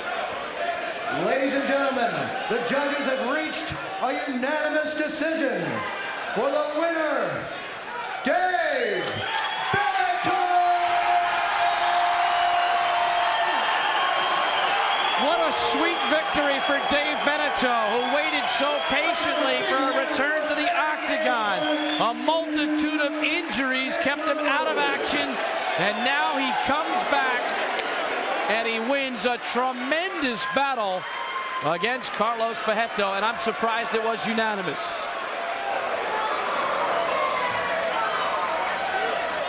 Beneteau will meet Mark Kerr for the title. And just before the overtime, Beneteau launched his own takedown. He's sizing him up. He's going to be bending at the knees. And what he's going to be looking for is to come down, dropping his hips, come down to attack both legs. And what he's waiting for is some movement up here by Barreto before he starts it. Barreto closes the distance, throwing a punch. Beneteau in and under, rotates around, finishes a beautiful double leg. Classic wrestling move. And there's the reaction. Beneteau, was sweet for him. He's overcome a couple of injuries, a meniscus tear in his right knee. He had surgery in February. He also had the fractured right hand back in '96 when he couldn't compete in the UFC number 9 in Detroit. He was scheduled to fight, had to pull out. And here he is back, evening up his record in the octagon. Joe Rogan taking away with Dave Beneteau. I'm here with the winner, Dave Beneteau. Dave, congratulations. Congratulations on your return to the octagon. Give us some of your thoughts on the fight and your return after a long period of absence. Well, I knew Carlos was a tough opponent, and I've had a year and a half absence from the octagon, and spent a lot of time training jiu-jitsu and learning the game, and had a couple bad pair of losses to Oleg, and I think I was coming into this really underrated, and I think Carlos may have taken me kind of lightly, but I've been practicing my game. I've been out with injuries. I've been really hungry. I trained off for the last 5 weeks, and you know, I knew halfway through the fight that I could feel the momentum about even, and I just figured if I kept pressuring it and keeping him in his guard and making him defensive, that I could come out on top. So that's what you think the difference is? Yeah, and even near the end, in the overtime, when he put me in the guard, he was in my guard. Actually, you know, I actually felt comfortable there, and I felt as though I could control him. So, you know, the jiu-jitsu is a great game, but the myth is broken, and North America's really catching on quick. So, you know, I paid my dues in that. Great. Now, what are your thoughts going into the finals now, knowing that Mark Kerr had a quick fight and you had a long, grueling one? Well, that's something I'm going to decide in the interim, and I'm going to make an executive decision and see what the heck's going on. And I gotta, you know, I concentrated so much in this fight alone. I wasn't really thinking too much about what came after, and so I needed a minute to collect my thoughts and catch my breath, and we're going to see what's going on. All right. Well, good luck and congratulations. Great win. Thank you very much. Back to you guys.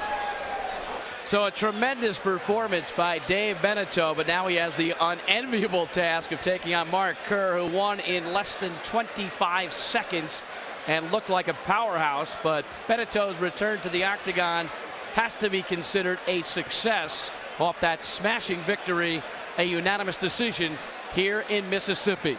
Coming up, we've still got a lot of great fights ahead, and we've got the double main event, the super fight. Maurice Smith, the champion, defending the UFC heavyweight title against David Tank Abbott. And in the show stealer, the elimination bout, Vitor Belfort undefeated in the octagon. Randy Couture undefeated in the octagon. Belfort's never been on the ground. Couture's never really been on his feet for the end of a fight, and we'll see what will give. And there's a look at Vitor Belfort in his locker room, a man who is tremendously focused, tremendously talented. He has done everything that's been asked of him thus far in the octagon. Some people say he could be a professional boxer. He's a UFC powerhouse, and he has one dream: winning the UFC heavyweight title in a sport where chance is always a factor. The Brazilian force of nature makes his own luck through hard work and perseverance. 20-year-old phenom Vitor Belfort has rocketed to prominence in the UFC. The juggernaut from Rio used dazzling hand speed and power to take out Tank Abbott in 53 seconds. Belfort upheld Brazil's stature as the land of fighters, and tonight he expects to be ready for the unexpected. He knows that this fight with Couture may not be as fast as the rest, but it doesn't concern him. I never expect to be fast, I just expect to do what I need to do to get rid of my opponent, and it just happened what I need to happen, It's going quick because I did what I need to do quick as possible, and I hope to be quick and not the same, but I don't want to get hurt and I don't want to hurt my opponent, I just want to win. Skeptics question his ground skills. We've never seen Belfort grapple. So far, he hasn't had to. That may change in the title elimination bout with Couture. Belfort says he's prepared for anything. One of the most disciplined and talented fighters, the one constant for Vitor Belfort is the continuing struggle to be the best. Everything you need to work, you have talent, but if you don't work, you're not gonna make the thing grow, And all the time I work my speed, my strength, my technique, my power, everything you need to practice. If you don't practice, you don't gonna make better. That's what I'm trying to do. Can Belfort continue his string of stunning success? Will he falter when faced with a world-class wrestler? In just a few minutes, the questions get answered at the UFC. Vitor Belfort, and he has really learned the language quickly, Jeff. I'm impressed. Certainly has, and he's learned NHB and boxing awful quick here as well. A Carlson Gracie jiu-jitsu protege, and we have never seen him on the ground. All we have is his reputation from Brazil, and many people feeling him and Rickson Gracie are the two best at it. But we've seen those punches, those clips that you just saw, the hand speed and the power. So it's the UFC heavyweight title elimination bout. Randy Couture, a legendary wrestler, thinks he has the goods to take Belfort out.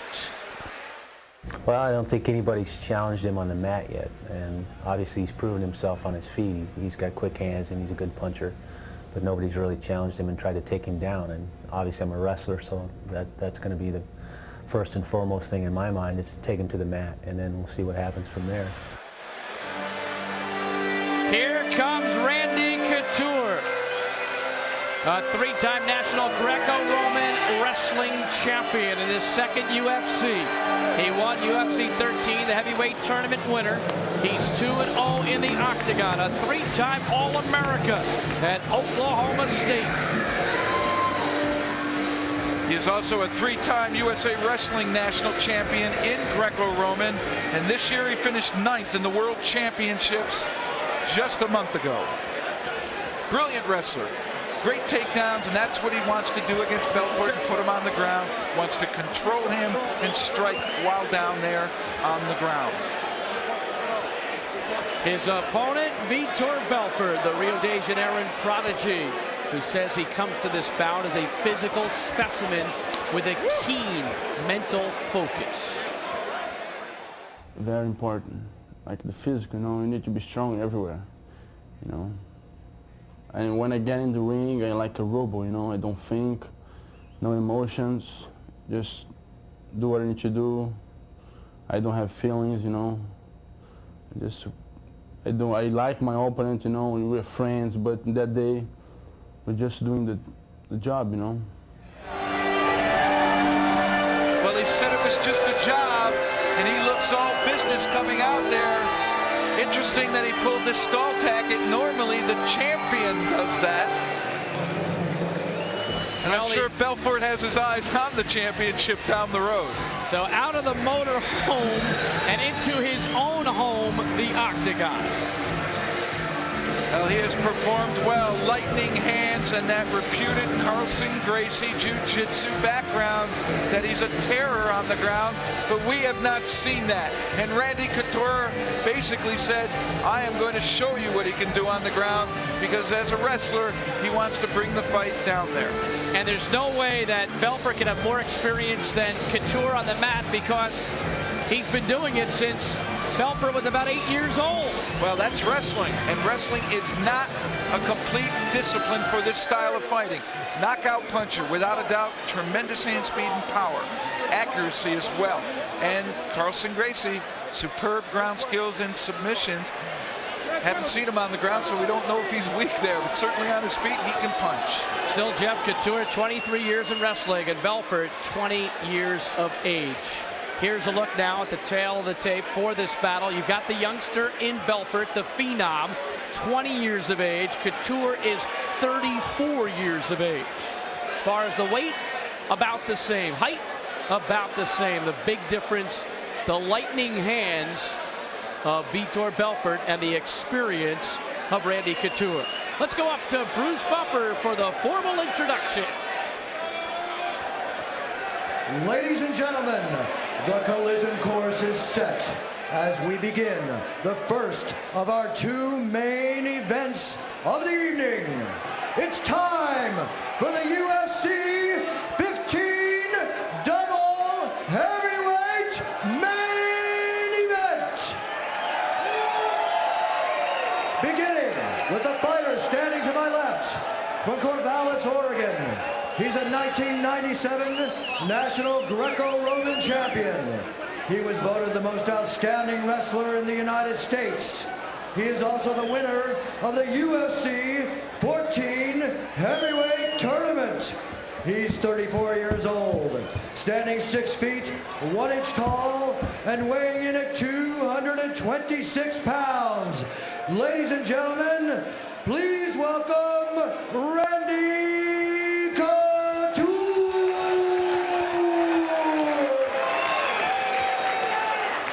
And standing to my right, this 20-year-old UFC 12 heavyweight tournament champion hails from Rio de Janeiro.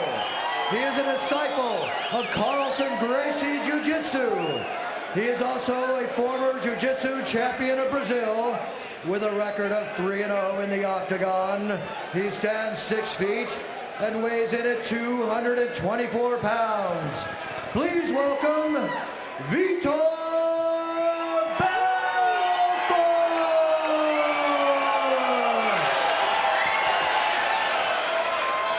Belfort's boxing trainer is Al Stanky, who has worked with 4 Olympians. He's worked with the likes of De La Hoya and Paul Gonzalez and Hector Lopez, and he thinks that Belfort's hands are right up there with the best in the world.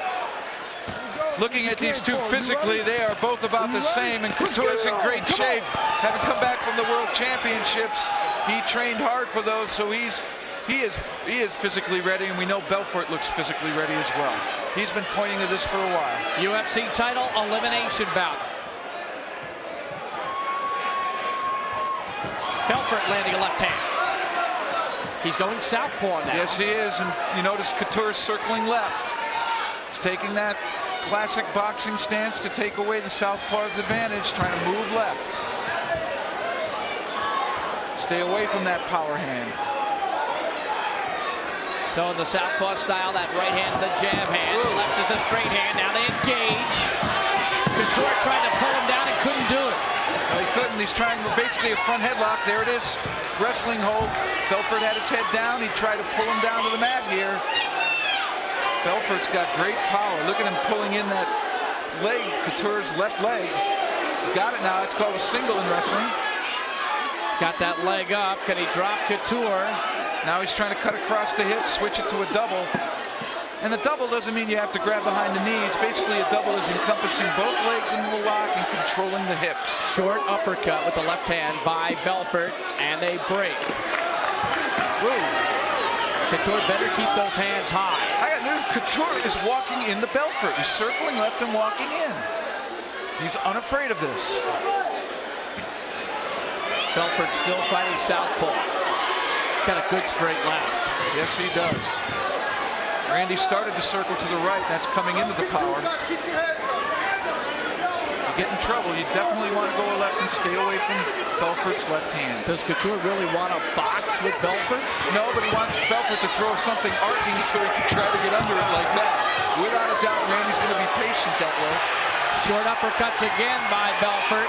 Blocked by Randy Couture's elbow. I think Couture right now is amazed by the strength of Belfort. He's tried to make moves. He has not been able to drop Belfort. And without a doubt now, 2 minutes and 8 seconds, this is the longest Belfort fight we've had in the UFC. Breaking new ground. But I like Couture's composure here. He's unafraid of the boxing skills. And he's smart enough to realize Belfort's a left-hander and circle left.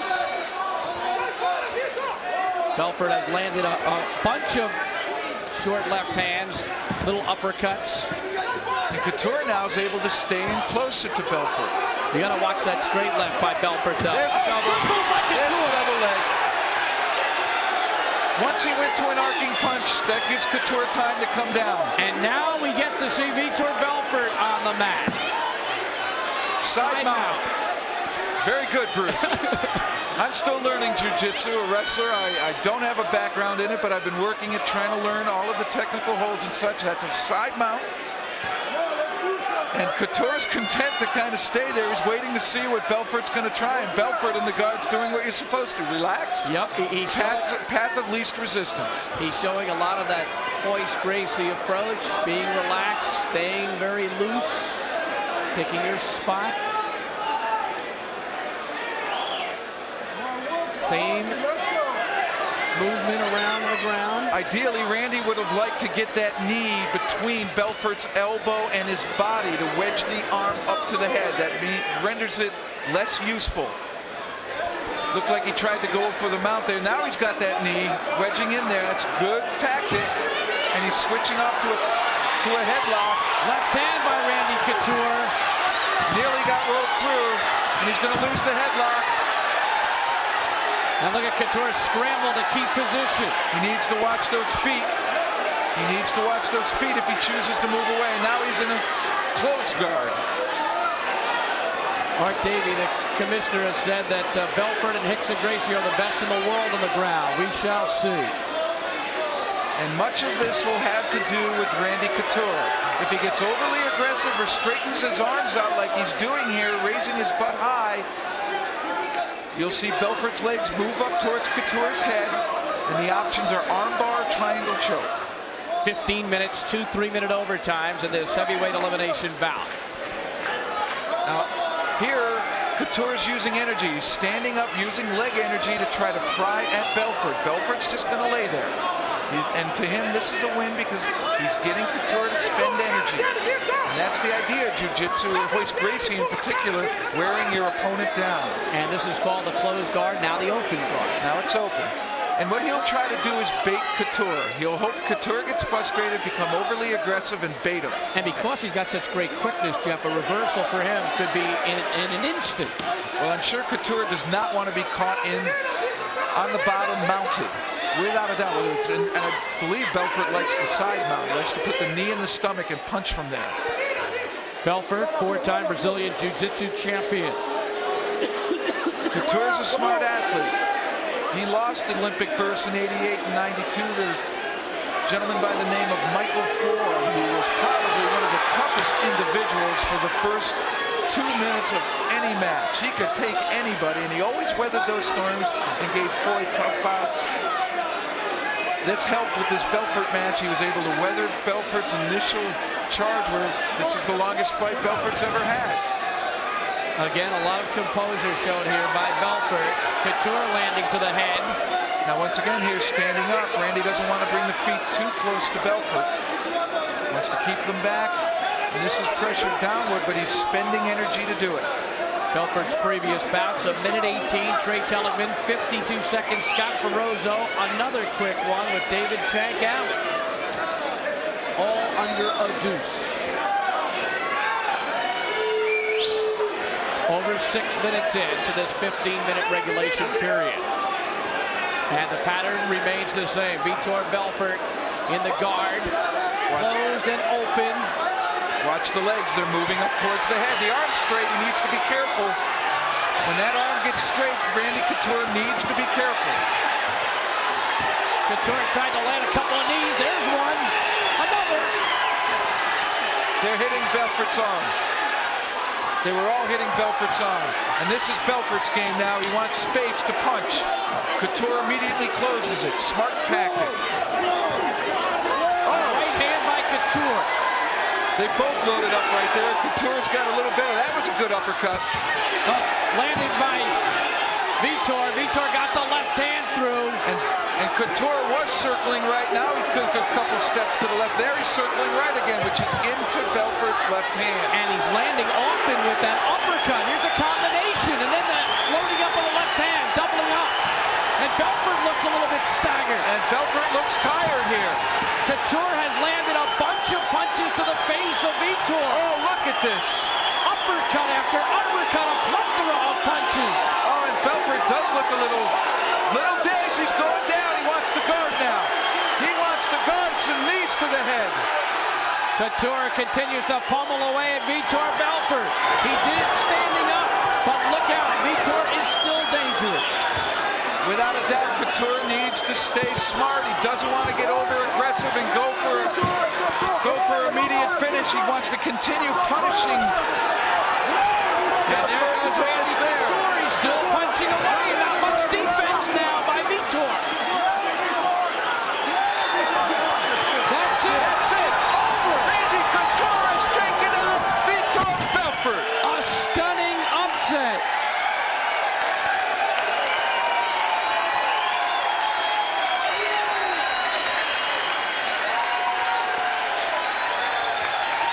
Randy Couture, one of the best wrestlers on the planet, has taken out Vitor Belfort. John McCarthy stepped in, and the Phenom's run is derailed temporarily. And it was punching that did it. Who would have ever thought that? And the crowd here in Mississippi chanting USA. Belfort being attended to. And we certainly hope that Vitor is okay. Carlson Gracie is out there, his entire camp. Randy Couture waits patiently on the other end of the octagon. Randy. His wife Tricia, tremendous success story here. Louis Enrico Chiapparelli, his managers. Rico Chiapparelli, a national champion from Iowa. Real American Wrestling is his club. And it was a series of uppercuts and short uppercuts that eventually led to the Vitor Belfort decision. Belfort is still down.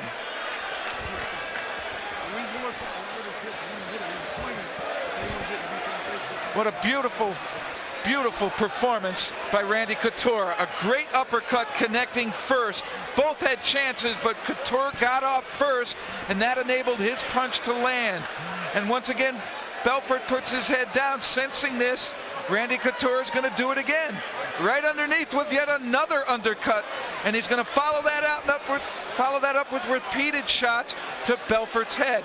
Belfort tries to come back with that left hand, and Couture closes the distance to keep the boxer from getting a chance to strike. And once he gets him down on the ground, some great knees to Belfort's head. They're short, but they're effective. And when he turns his knee in, he goes ahead and throws punches to the left side of Belfort's head. What an awesome performance by Randy Couture. Watching a lot of fighting posts on the net, there was only a couple people who thought Couture would win. One of them said he'd win by punching, and people laughed at him. Randy Couture has shocked the mixed martial arts world. This is as big an upset as Smith and Coleman. Maybe bigger because of everybody's expectation of Belfort. Vitor Belfort is up. John McCarthy just told me he's okay. He stopped the bout because Vitor was not defending himself. All the punches were not scoring by Couture, but because he was not defending himself and was out of gas, McCarthy stopped the fight, and I certainly respect John's judgment. Oh, without a doubt. If the fighter is not defending himself, that is the correct call. That is why there are no serious injuries in the UFC. So Couture, undefeated in the octagon, wins the UFC heavyweight title elimination bout, and will get a shot at the championship in Japan. Bruce Buffer standing by. Ladies and gentlemen, the referee has stopped the bout at 8 minutes and 17 seconds. For the winner, Randy Couture!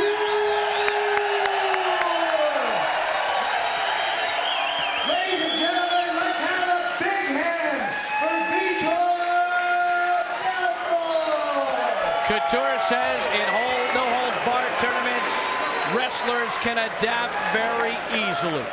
The 1997 U.S. national champion at 213 pounds, voted the most outstanding wrestler in the U.S. at the national championships in Disney World, April 25th and 26th. And Vitor Belfort, I'm sure, will be back in the UFC. And it was the boxing that felled him. It certainly was, and I think what really happened was Couture survived those first few minutes. Belfort's never been this long in the octagon. Certainly Couture is a master of conditioning, and he's in great shape from his World Championship performance. Here Couture is trying to keep close to Belfort, throwing all of those small uppercuts, and then look at this. Belfort brought his head up, his right arm is down. Couture takes full advantage with a crisp left hand. Great shot there. Belfort tries to answer, but it seems as though a lot of the sting is gone, a lot of his strength and speed is gone as well. And there's the sweet reaction by Randy Couture. His stable is called Raw, Real American Wrestlers, and this was a real good performance. And I like it. He's not over emotional. Nope. He handles it gracefully. That's right. He knows that he's still learning. He realizes he's got much to improve yet, but without a doubt, he had a great performance, and I think he really did shock the no-hold-bars world. Let's go to Smokin' Joe Rogan. I'm here with Randy Couture. Randy, congratulations, incredible victory. How you feeling right now? Great. I'd just like to thank God for all his gifts. I'd like to dedicate this performance to the memory of a good friend of mine and a workout partner, Chad Flack, and all his family at home. I know they're watching. We'll miss Chad very much, and we're all with you. We'll get through this together. I'd like to thank the guys at Straight Blast, Boxing Works, and Huntington Beach, or Hermosa Beach, excuse me. In the beginning of this fight, when you came out, you were actually smiling to him, almost like you knew something everybody else didn't. What was that about? What were you thinking? Just relaxed, you know. This is a good competition. Relaxed, I'm prepared, I'm ready to go. Having fun, and that's what it's all about. What was your strategy coming into this fight, knowing that everybody that Victor's ever fought, he's never been to the ground with?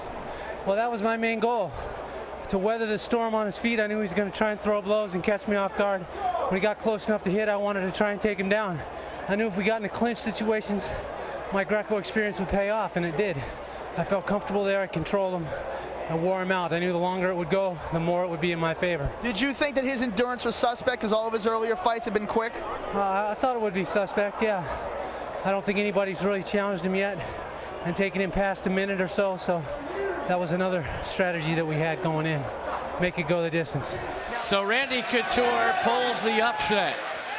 Vitor Belfort's first loss ever in the UFC. And one thing about the Ultimate Fighting Championship, you can always expect the unexpected. And Jeff, how big do you think this upset was? I compare it to Maurice Smith-Coleman. Everyone thought Coleman would walk through Maurice Smith, and Maurice Smith realized Coleman may not be in as good a shape he is, make shape a factor in the fight by setting a hard pace. And also everyone thought that Mark Coleman would ground and pound. Well, likewise, everyone thought Vitor Belfort's hands might get to Couture, but if that didn't work and Couture got a takedown, the Brazilian would have jiu-jitsu and submission on his side. But Couture realized, hey, make him go longer. He's never been there in the UFC. He's had some boxing experience, and the best thing that he did at that time was when Vitor led him, he rushed him, stayed close so that no punches could be thrown, and Greco-Roman upper body style wrestling and control led to those punches late in that fight. Couture the champion, and to do it by punches was absolutely phenomenal. I don't think anyone thought it was going to end that way unless it was down on the ground punching. Well, this is reality combat, reality fighting.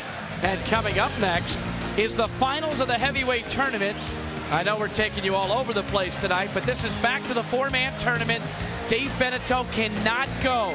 He is replaced by an alternate. That is the format used in the UFC. And Dwayne Cason, who we both thought was excellent earlier, Jeff, the extension fighter, only 20 years of age, will get his shot in the heavyweight tournament final against Mark Kerr.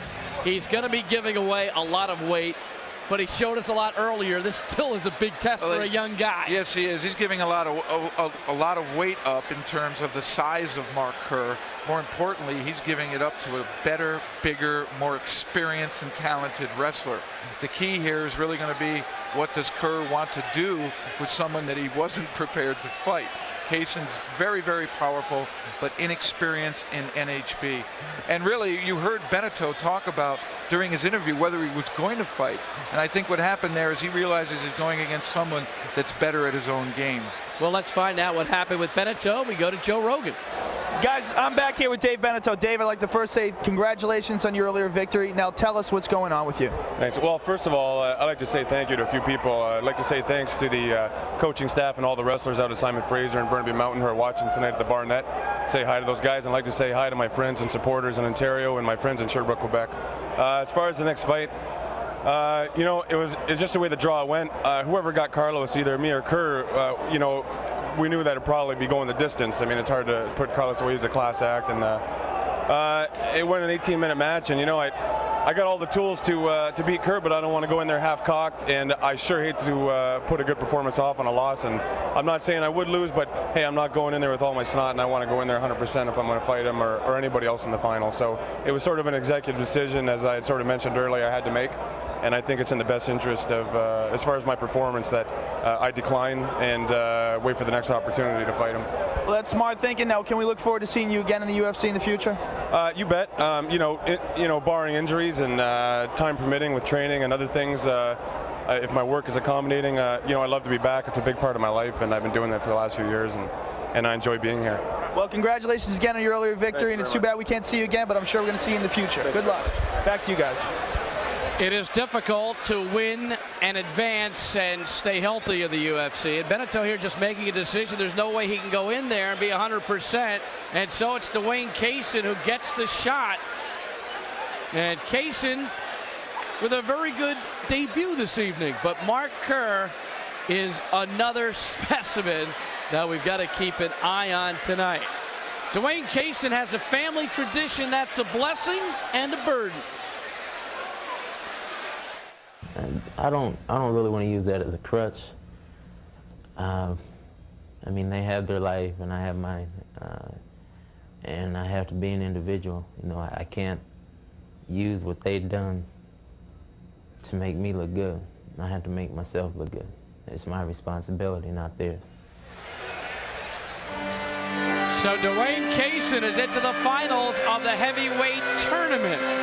A heavyweight evening. Jim West, his trainer-manager, sends him out there and accompanies him along the way. This young man does 1,500 push-ups a day, pushes a truck 2 miles on a track. A weightlifter in high school, a football player at Clemson. Only 5 months, however, training in mixed martial arts. And going up against a superb grappler such as Mark Kerr, I don't know if that's enough.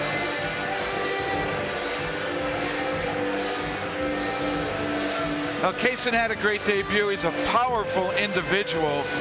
He's going to be giving up some size. Certainly, he is a physical specimen. He trains hard. He's willing to learn. He's young. So he's got a bright future. But his immediate future is Mark Kerr. And Mark Kerr has dedicated his life to rising to the top of his chosen sports. Mark Kerr with his thoughts about freestyle wrestling. It's something that, you know, for right now, I've taken all my energy and effort and kind of focused it into what I'm doing now. And I still have in the back of my mind, there's a lot of unfinished business in wrestling. And if I feel like, after this year, if I really feel like I want to continue with wrestling, I really have to get going with that. Because it takes a lot of time to do it. His credentials are impressive. He won the '94 World Cup. 1994 Freestyle Wrestling National Champion, second in 95 at the World Team Trials, second at the Pan Am Games in 95, an NCAA championship, an undefeated record in the Octagon. And he looks up to Mark Coleman in every way, shape, and form. Part of Mark's Hammer House for a couple of years here. Well, the two are friends. They wrestled in the same weight class, and then Coleman really disappeared from the wrestling scene after Barcelona. And his loss to the World Team Trials and his second place finish in the Nationals was a guy named Kurt Angle, who was 95 world champion and 96 Olympic champion at 100 kilograms, 220 pounds. He has been touted as Mark Coleman plus Coleman's skills and ferocity coupled with good leg kicks and terrific submissions. Here's Bruce Buffer. Ladies and gentlemen, this is the final bout to determine the heavyweight champion of our elimination tournament. Dave Beneteau is unable to continue. Filling in for him after winning at 3 minutes and 43 seconds of his alternate bout. He stands 5 feet 9 inches tall and comes to us from Des Moines, Iowa. Weighing in at 215 pounds, ladies and gentlemen, please welcome Dwayne Cason!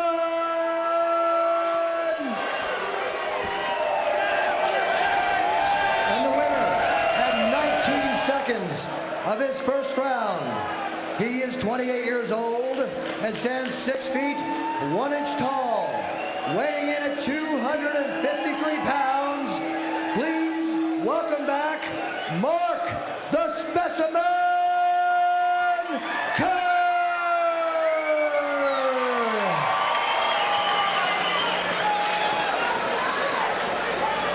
Big John McCarthy, third man of the Octagon. Mark Kerr, Dwayne Cason. This is the tournament final. Cason replacing Beneteau. Are you ready? Let's get it on! And we're off. Kerr quickly looking for a kick. Up on his toes pretty good. Did Cason ever expect to be here with Mark Kerr? Kerr picks him up and drops him quickly. Well, he had no choice with that. I mean, Kerr in a double leg takedown against that body size, he's going to win that every time. Now it'll be a matter of, does Cason have a good guard? Has a half guard right there. Kerr's in a mount. Kerr's got the full mount here. Look out, Kerr landing right hands, and he's dangerous from this position. He's got such ferocity and such power in his gloves. Oh, and he turned. He gave his back to Kerr. Look for that rear naked choke. There it is, there it is, there it is. He got him quickly. He turned and tapped. 54 seconds. And when the inexperienced Cason turned on his stomach, he was in trouble. Well, people don't like to get hit in the head, and that's where Royce Gracie really ruled the guard, in that he took those kinds of shots and would not give up his back. The instant Cason gave up his back, Kerr took advantage of it. Let's go to Bruce Buffer with the official time. Ladies and gentlemen, winner and UFC heavyweight elimination tournament champion, Mark the Specimen Kerr!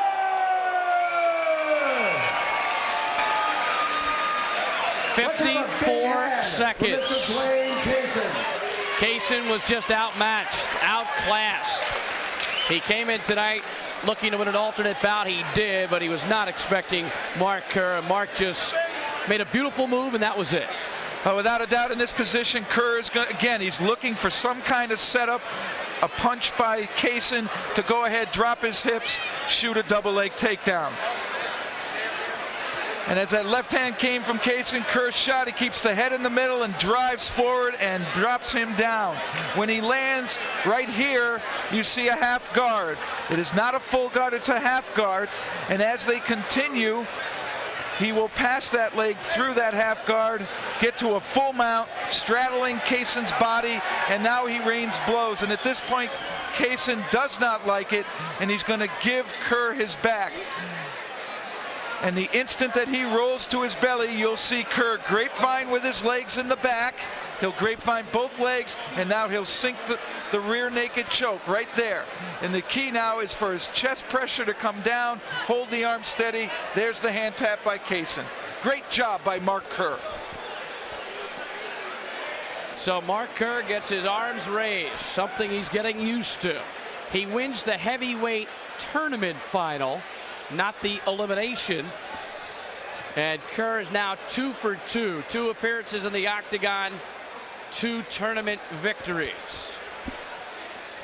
So Mark Kerr was just too big, too experienced, and too good for his opponent here, and he comes away so quickly with superb technique and superb power. Well, without doubt, Cason wanted to use his wrestling skills to his advantage, and you're not going to do that against that kind of an individual with those kinds of skills, and more importantly, that size body. And his inexperience on the ground, when he went ahead and gave his back to Kerr, that ended the fight. And really, that came from the inexperience of taking blows in a half guard or a full mount, which Kerr eventually got to, and that's what led to Cason wanting to turn instead of continue to work, try to pass the guard, protect the head that way. Kerr is standing by with our own Joe Rogan. Guys, I'm here with the champion, Mark, the specimen Kerr. And who'd you like to thank before we get going? I really wish my girlfriend Dawn was here with me, and I need to thank Adidas and Kickskins for their support and help. None of this is possible without having people really embrace it and understand that it's an art. There's world-class athletes doing it, and this is what we do for a living. Now, did you expect this tournament to go by so quick? You had 2 fights. First fight, I misquoted. It wasn't the fastest, the 3rd fastest in UFC history. And then the second fight, also a quick fight. Did you expect that? No, I expected, actually, I prepared for a longer fight. I prepared to fight Carlos Barreto in the finals. I really thought that he'd make it through the tournament, and he's notorious for going the full lengths of the bout. So I really had to concentrate on my cardiovascular conditioning to come in here prepared. Now, I understand you're looking forward to fighting single fights from now on, no more tournaments. I'm done with the tournaments. I hope I'm done. Hopefully there being a title bout coming up soon. So now, we've had no one so far that's given you any competition at all. Who are you looking for to challenge in the future? Who do you see as being a tough competition for Mark Kerr? Well, it's all the champions now. I mean, Randy Couture, you have Maurice Smith. Vitor is still, even though he lost tonight, he's still a very talented competitor.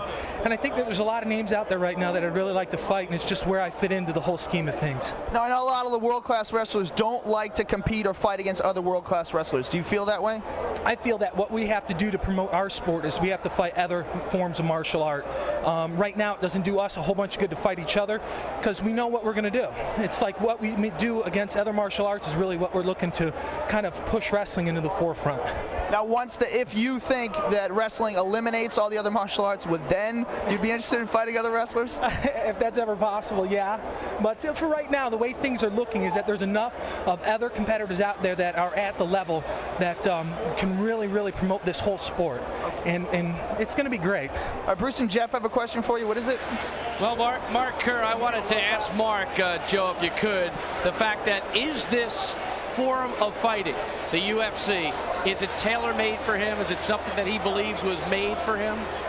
They want to know, is this form of fighting, Ultimate Fighting, is that tailor-made for you? Do you feel like this is a tailor-made form of fighting for you, for your style? Yeah, I think it really, to say it's tailor-made is not correct because we have to tailor it ourselves. We have to go out there and we have to get the additional skills that are required to do it, but I think we have the basic foundation to be able to do no-holds-barred mixed martial arts competitions to do very well at it. And tonight is evident of that.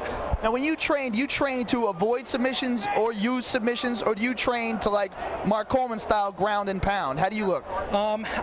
Actually what I've been concentrating on is trying to take and learn to avoid submissions. Therefore I can try to understand them and try to implement them in the future into some of my competitions. So you do train not just for wrestling but use a lot of jiu-jitsu submission? Absolutely. It's my whole motto is if you don't evolve you become extinct. And if I was just a wrestler I wouldn't be that good at this. I'd be okay. But now that I've incorporated all the different disciplines I really think that it pushes me to the forefront of being one of the better ones out there. Well, you certainly are definitely one of the better ones, if not the best. Congratulations, you're a great champion. Back to you guys. Thank you very much, Joe. Still one big fight ahead. Maurice Smith, the upset in the last UFC over Mark Coleman, and now back quickly to defend his UFC heavyweight championship. And there he is getting ready for the big fight. Well, when you talk about big, you have to talk about John McCarthy, the jiu-jitsu competitor, LAPD police officer. Here's a closer look. Here we go, baby. Are you ready? Are you ready? Let's get it on! Get up, get up, get up! Get yourself up and get ready. You face me. Knock it off. John, that was way late. That's up to Art to disqualify. Knock it off. Well, will you please go petition that? Oh, you bet I will. Knock it off. Because you're getting hit and you're not responding. And he was hitting you and that was it. You're not responding. My role is to make sure that the rules of the UFC are followed by the fighters, that the fighters come out and obey those rules, put on the best show that they can put on, and that at the end of the fight, be it if one is submitted or not, or if I stop the fight, that both fighters are able to get out of the octagon and come back and fight another day. You're done. You're done. That's it. Okay? So come here. No. Get up! Get up, Scott! Get up!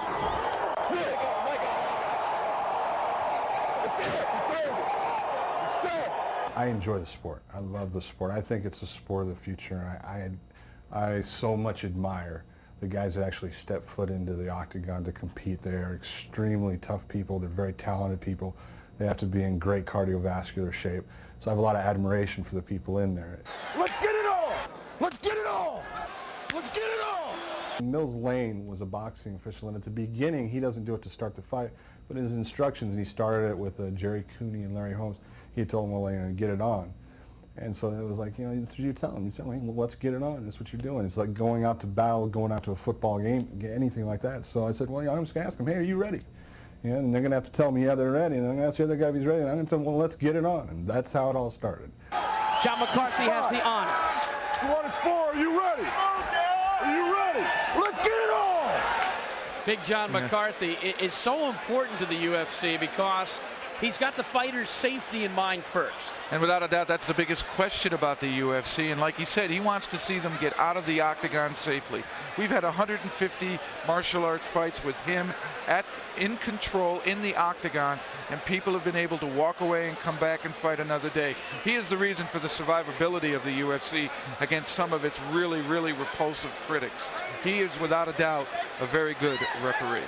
All right, so we're getting set for our main event of the evening, and the man who is looking to defend the title is UFC heavyweight champion Maurice Smith, who was training to defend his belt against Dan the Beast Severn, then the last-minute switch to Tank Abbott, and it didn't bother the champion, who knows that in fighting, as in life, change is the only constant. Maurice Smith is a kickboxing legend, a specialist in the upset and the knockout. Smith established himself as one of the most gifted strikers in the world, a champion with lightning-fast punches and kicks, and absolutely brilliant strategies in the ring. Already a legend in Japan, Smith came to the attention of the freestyle world when he became Extreme Fighting's final heavyweight champ. But each bout presents a unique set of problems, requiring unique solutions. And Smith knows that in fighting, the past does not equal the future. What I've done in the past doesn't necessarily, carry over to here, because now I'm in a whole different genre now. And any given day in a punching combat sport, I can lose. I've been very fortunate so far, but my main thing is to try to win. And I can't guarantee that I won't get knocked out one day, or I won't lose, but I won't win. The thing is, I've been very fortunate in not being knocked out or losing fights, but there comes a time when it can happen. Despite his successful career, Smith came into the UFC as a heavy underdog against champion Mark Coleman. Few thought Smith, the striker, had the skills to survive the grappler's onslaught and ferocity. In one of the most exciting upsets in UFC history, Smith showed astonishing skill and will. He took everything the Olympian had and led the champion into a land of fatigue and frustration. Smith astounded the pundits when he proved to be the Houdini of the octagon, escaping from the master grappler and bringing the bout back to its feet time and time again. Smith perplexed and pummeled a dazed, exhausted, and soon-to-be ex-UFC champion. After 2 punishing overtimes that saw Coleman desperately trying to hang on, the outcome was announced. We have a unanimous decision with the winner and new UFC heavyweight champion of the world, Maurice Smith.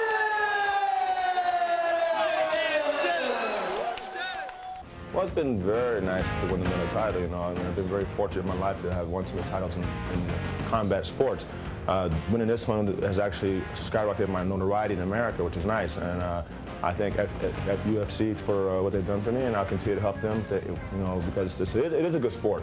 You know, it's a great sport, and you know we have a lot of good people here, and I'm so happy. I'm elated. Tonight, champion Maurice Smith defends his hard-earned title against one of the most ferocious fighters in the octagon, David "Tank" Abbott, but he plans to emerge victorious. Maurice Smith will take on David "Tank" Abbott. It doesn't say nobody's home, it says nobody allowed in. Tank wants to prepare by himself, and that doesn't surprise us a bit. One man volunteered to step into the fray tonight, folks, for the title bout when Dan Severn, the challenger, injured his hand. That man, David "Tank" Abbott, grabbed the chance to do what he loves to do best, brawl. After crushing the competition, but finishing second in the ultimate tournament of champions, Tank Abbott is on a mission. I go out there to bang. Whatever happens, happens. Tank Abbott, the calls went out by the UFC hierarchy, and only one man answered the call. David "Tank" Abbott. Fighting for him is a religion. This has been a night of upsets. Will the surprise continue? Tank Abbott in the octagon has lost many times. He's only 6-5, but he's lost to some of the best. Dan Severn, Don Fry, Vitor Belfort, Oleg Tektarov. Really, the only questionable loss there was Ferrazzo, and he had a bad knee. Power puncher, power puncher, power puncher, that's Tank Abbott. He's not great on the ground. He can perform if he's caught in the guard, and without a doubt, he is always dangerous. He has got a puncher's chance. His opponent is the defending champion out of Seattle, Washington, Maurice Smith. He's one man who's never sleepless in Seattle. He hasn't lost a championship fight in 17 years. I mentioned he was a kickboxing legend, 58, 6-2, 45 KOs, adept in Muay Thai, and now he has got to Frank Shamrock, who is brilliant in getting a fighter prepared for a big battle. And Maurice has learned the submission game extremely fast and extremely well. Yes, he can. He shocked everyone with the performance against Coleman, elevating himself now to the champion.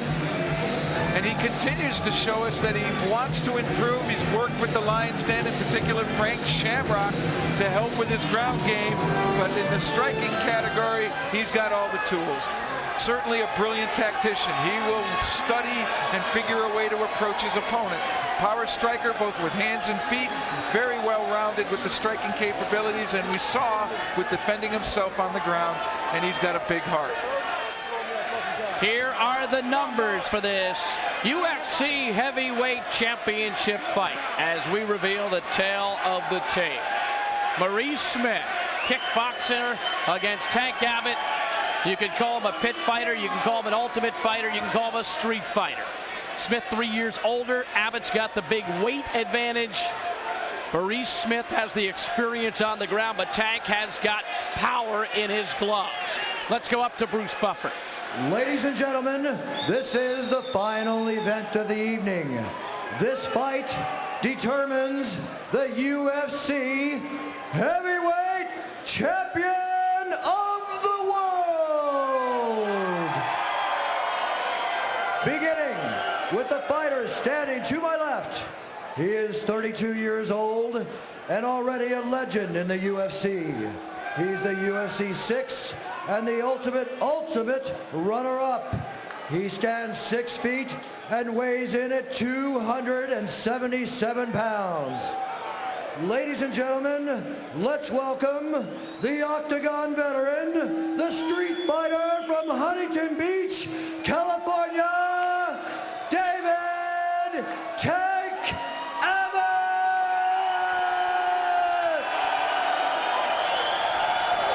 And to my right, he is from Seattle, Washington, a former WKA and ISKA kickboxing and Muay Thai champion, standing 6 feet 2 inches tall and weighing in at 223 pounds. He is the current UFC Heavyweight Champion of the world, Maurice Smith. How good is Maurice Smith? We'll find out tonight. Abbott wants a knockout. He's going to look to do it quickly. What you came for. Are you ready? Smith can knock people out with his feet. Smith said he will not stand there and trade punches with Tank Abbott. He said the first 4 minutes he's got to get through to make fatigue come into play. Tank came into this with no strategy or plan. Didn't watch any videos. Says he wants to be blind. Come in and let his instincts take over. And Tank goes to the ground. He tried to get to Maurice and stumbled. And he's okay. And Maurice is drawing him in, forcing him to spend lots of energy with attacks like that. That will accelerate fatigue. Smith will utilize his quickness to stay away from Tank's And Tank's dropping that lead arm, baiting Smith to throw a punch. Smith continues to circle, and Tank measures his opponent. A good fight for David is part of his daily regimen. Tank might want to just stand in the center and not move, make the champ look bad by him circling away and not engaging, but he continues to pursue. Now he's standing a little bit still. Tank lunged there, but missed.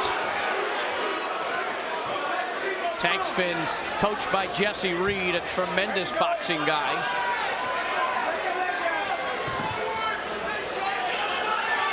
Maurice Smith in no rush and very leery of Tank's punches. And he's circling the Tank's right. Always circling the Tank's right. Now he's got him up against the fence. This is where Tank wants him. He's got him grounded. He'll look to rip the legs out, try to bring him down to the octagon mat. Tank trying to get that right hand open for a shot to the midsection. Keep his hand up. We're going fast. Hand up. Now you're going to make a strike, Mo. Tank's right hand is his power hand, but we've also seen him throw a great left hook. Tank needs to be careful. He gets that head too far down. He might be looking at a knee from Maurice Smith. Maurice could be baiting him, holding it up, holding it up, holding it up, and all of a sudden let it down. Oh, Tank landed, but Maurice is back. Trying to get him a guard as Tank tries to score. This is what happened in the Coleman bout, but Maurice withstood the damage early.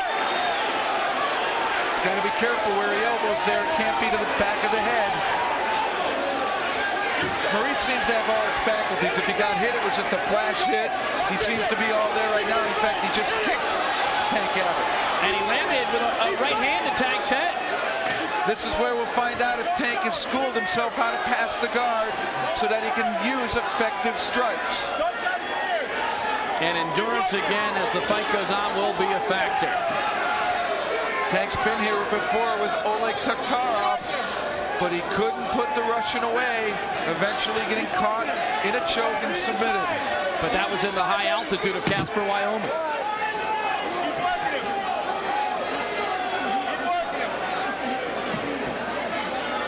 Smith, effective, short punches, a couple of elbows. Tank now reaching back. He's looking to try to pry the leg up. First step in passing the guard. Smith, one short way to pass punches. the guard. Tank trying to get to a side mount, but could not. Now he does. Side mount Abbott. Tank looks quick tonight. He could actually elbow with that right arm under the side of Maurice Smith's head. Tank trying to land punches. He tried to elevate himself. What he tried to do, I believe, is try to put his knee into Maurice Smith's stomach, and then launch strikes from there. Try to keep the side mount, but as he raised himself up, Smith went right back to the guard. Smart tactic by Smith. Crowd starting to chant Tank here at Casino Magic in Bay St. Louis, Mississippi. Along the Mississippi Gulf Coast. And Tank seems to be pacing himself here. This is a good tactic by Tank. Most of the time, you get too aggressive on top, you spend a lot of energy and come away with really no success. And Smith wants Tank to get tired, so to him, each time Tank flurries and comes away with nothing, that's an incremental success that's going to add up to a gap at the end of the fight, fatigue, that will allow Smith an opportunity to come back. Tank gets through with a couple of rights. Smith blocked one, but Tank got through. And now Tank will go probably back to a stationary position, compose himself, and then come back up again for some more heavy blows. The key here is for Tank to pace himself and not go blind and rage with aggressiveness. Now Maurice key lock, trying to grab that arm. He's trying to snake his arm through and lock it on his own wrist. That would have been a key lock, but Tank able to muscle out. Tank is fighting a good fight right now. Yes, he is. And tactically, he's fighting well in terms of resting before coming up and raining those big blows. And here, Maurice doesn't want him to rest, so he's trying to move, trying to make Tank work. The question is, do his chances wane as his stamina decreases? Tank's do, absolutely. No doubt about it, and that's the key to Maurice Smith's battle plan. He doesn't want to stay down here. Certainly he wants Tank to get tired, and then late in the fight, like Coleman, try to pull an escape like that. Tank continues to work. And this is smart now. He rests when Maurice Smith rests. But he needs to get his legs underneath him before throwing those punches. From the angle he's at, they're really not effective. Almost 6 minutes in. There'll be a 15-minute time limit plus 2 3-minute overtimes in this UFC Heavyweight Championship, UFC 15 collision course. Tank looking to get to the side mount, and he's done it. He's got a side mount. Now we'll see if he can bring that knee in. Tank is really working. He got a little high there. It was hard to land punches to the head when you're almost over the top. And Smith now works himself back into the guard. Hits Tank with a couple of elbows to the top and back of the head. He's better be careful where those land. Striking to the back of the head of the neck is illegal. Smith just punching here and there to the back of Tank's head. Going for the key lock again. He's got it. He's got it. Tank trying to wrestle free. Smith can't use his hips to use it for added pressure. Tank showing patience. Tank is showing patience. Oh, now he's in some pain. He's all right. He got free. He grimaced and got through it. And he looked over at us kind of as if to say, I'm okay, don't worry about me. It's going to be interesting how the judges look at the strikes of Maurice Smith on the ground here. Those elbows are adding up in terms of points. And now we've got a stalemate. McCarthy brings the fighters back to their feet. And Tank now starting to look tired. Tank did not want to get up. He just wanted to ride as long as he could. He's got to watch a kick from Maurice Smith. This is where he almost caught Coleman flush. Tank does look a bit tired here. Watch the kick from Smith. Watch a big haymaker. It looked like Tank was trying to play possum there and load up with a big one. A good low kick by Maurice. And this is what Maurice wanted, a tired Tank Abbott on the feet where he can pick and choose the strikes he wishes to land. Don't grab your trunks, and that's it. Tank doesn't want to have any more of it. He doesn't want any more, and Maurice Smith has defended his title. And John McCarthy says you're not defending yourself. And it's a quicker stoppage than we thought. Tank is exhausted. He has little time to prepare for this fight, and Maurice made him work real hard in the guard, and that burned him out. That burned him out. So John McCarthy talks to Tank Abbott while Maurice Smith celebrates. Tank is flat out of gas. Well, Smith took some punishment early, but he knew he would, and he knew all he had to do was survive that early go. He felt that Tank wouldn't be in the shape that he is, and even in the guard, he made him work. So John McCarthy saw something that we didn't, because Tank is flat out in his back right now. I think Tank said he had enough after that one kick to his leg. Let's go to Joe Rogan. I think Tank said he had enough.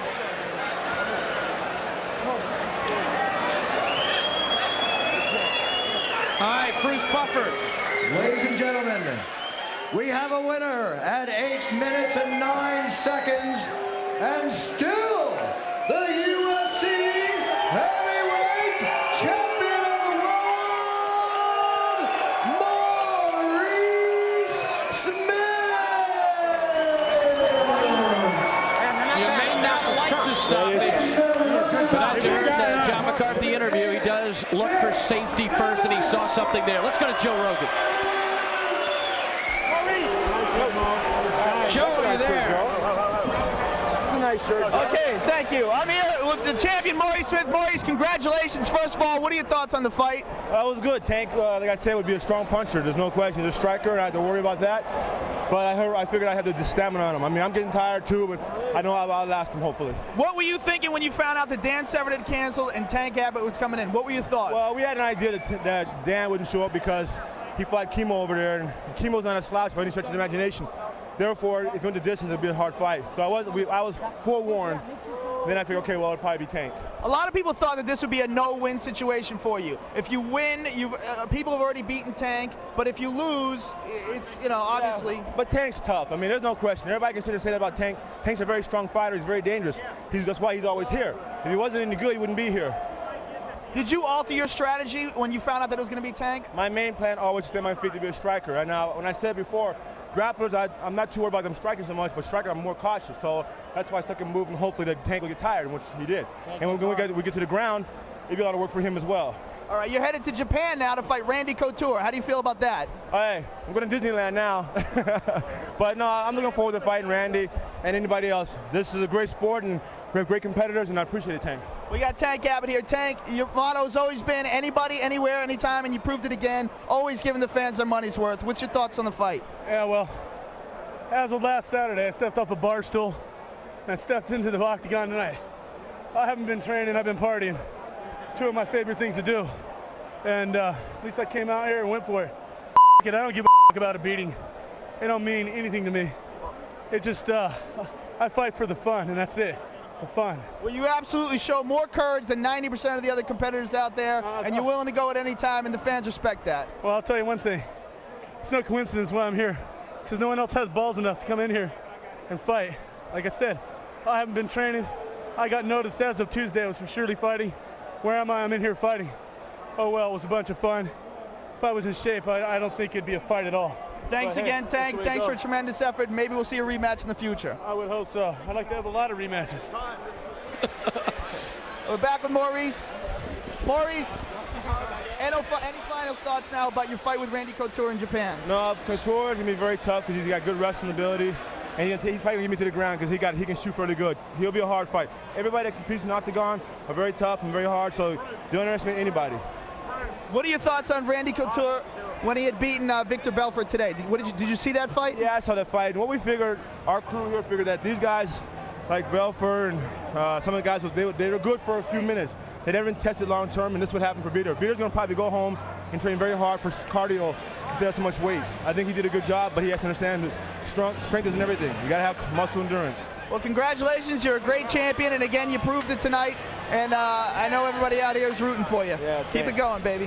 Back to you guys. I'm coming. We talked to Big John McCarthy, and John said that Tank said he had enough, and therefore the fight was stopped. So it wasn't McCarthy jumping in. He essentially tapped out without tapping out. He just said he had enough, and that was the way the fight ended. Tank said he gave you his effort, but he had no gas left. Let's go back to Bruce Buffer for the presentation of the belt. Maurice Smith, we'd like to present you with your championship belt because you are still the UFC Heavyweight World Champion!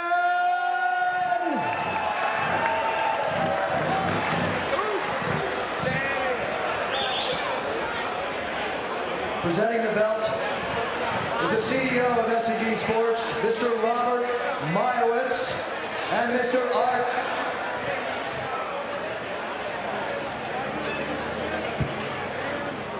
All right, the presentation goes on in the octagon. A little bit of a technical glitch there, but Jeff Blatnick, it has been a very intriguing night. We had an upset. We had a guy defend his title who is very good and kind of underrated because he just finds a way to win, and that is Maurice Smith. And as he pointed out, Tank is a guy who's a quality fighter, or else he wouldn't have been here. Well, I think Carlo Barreto, he had a great fight with Dave Beneteau. Beneteau was given the win. That was an upset. Randy Couture and Belfort. What a classic fight. That goes down as one of the greatest ever in UFC history. And of course, there's our champion, Maurice Smith. Very adaptable within the octagon.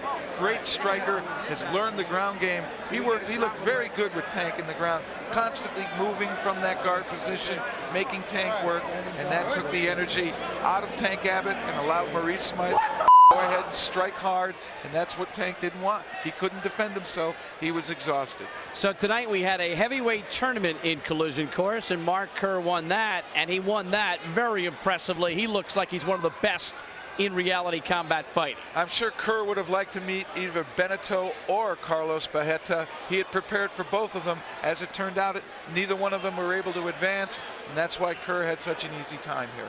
And Randy Couture winning the elimination bout, and Maurice Smith defending his UFC heavyweight championship.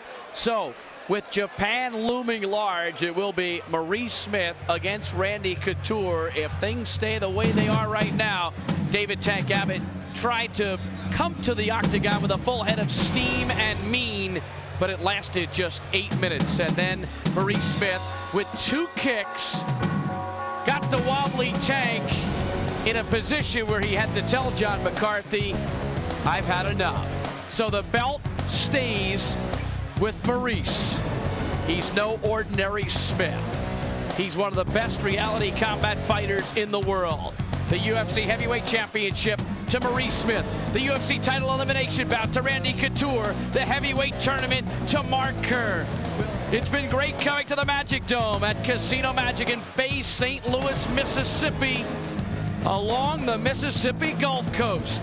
For Jeff Blatnick, Joe Rogan, and Bruce Buffer, I'm Bruce Beck saying good night from Bay St. Louis, Mississippi, where Maurice Smith still reigns as the UFC Heavyweight Champion.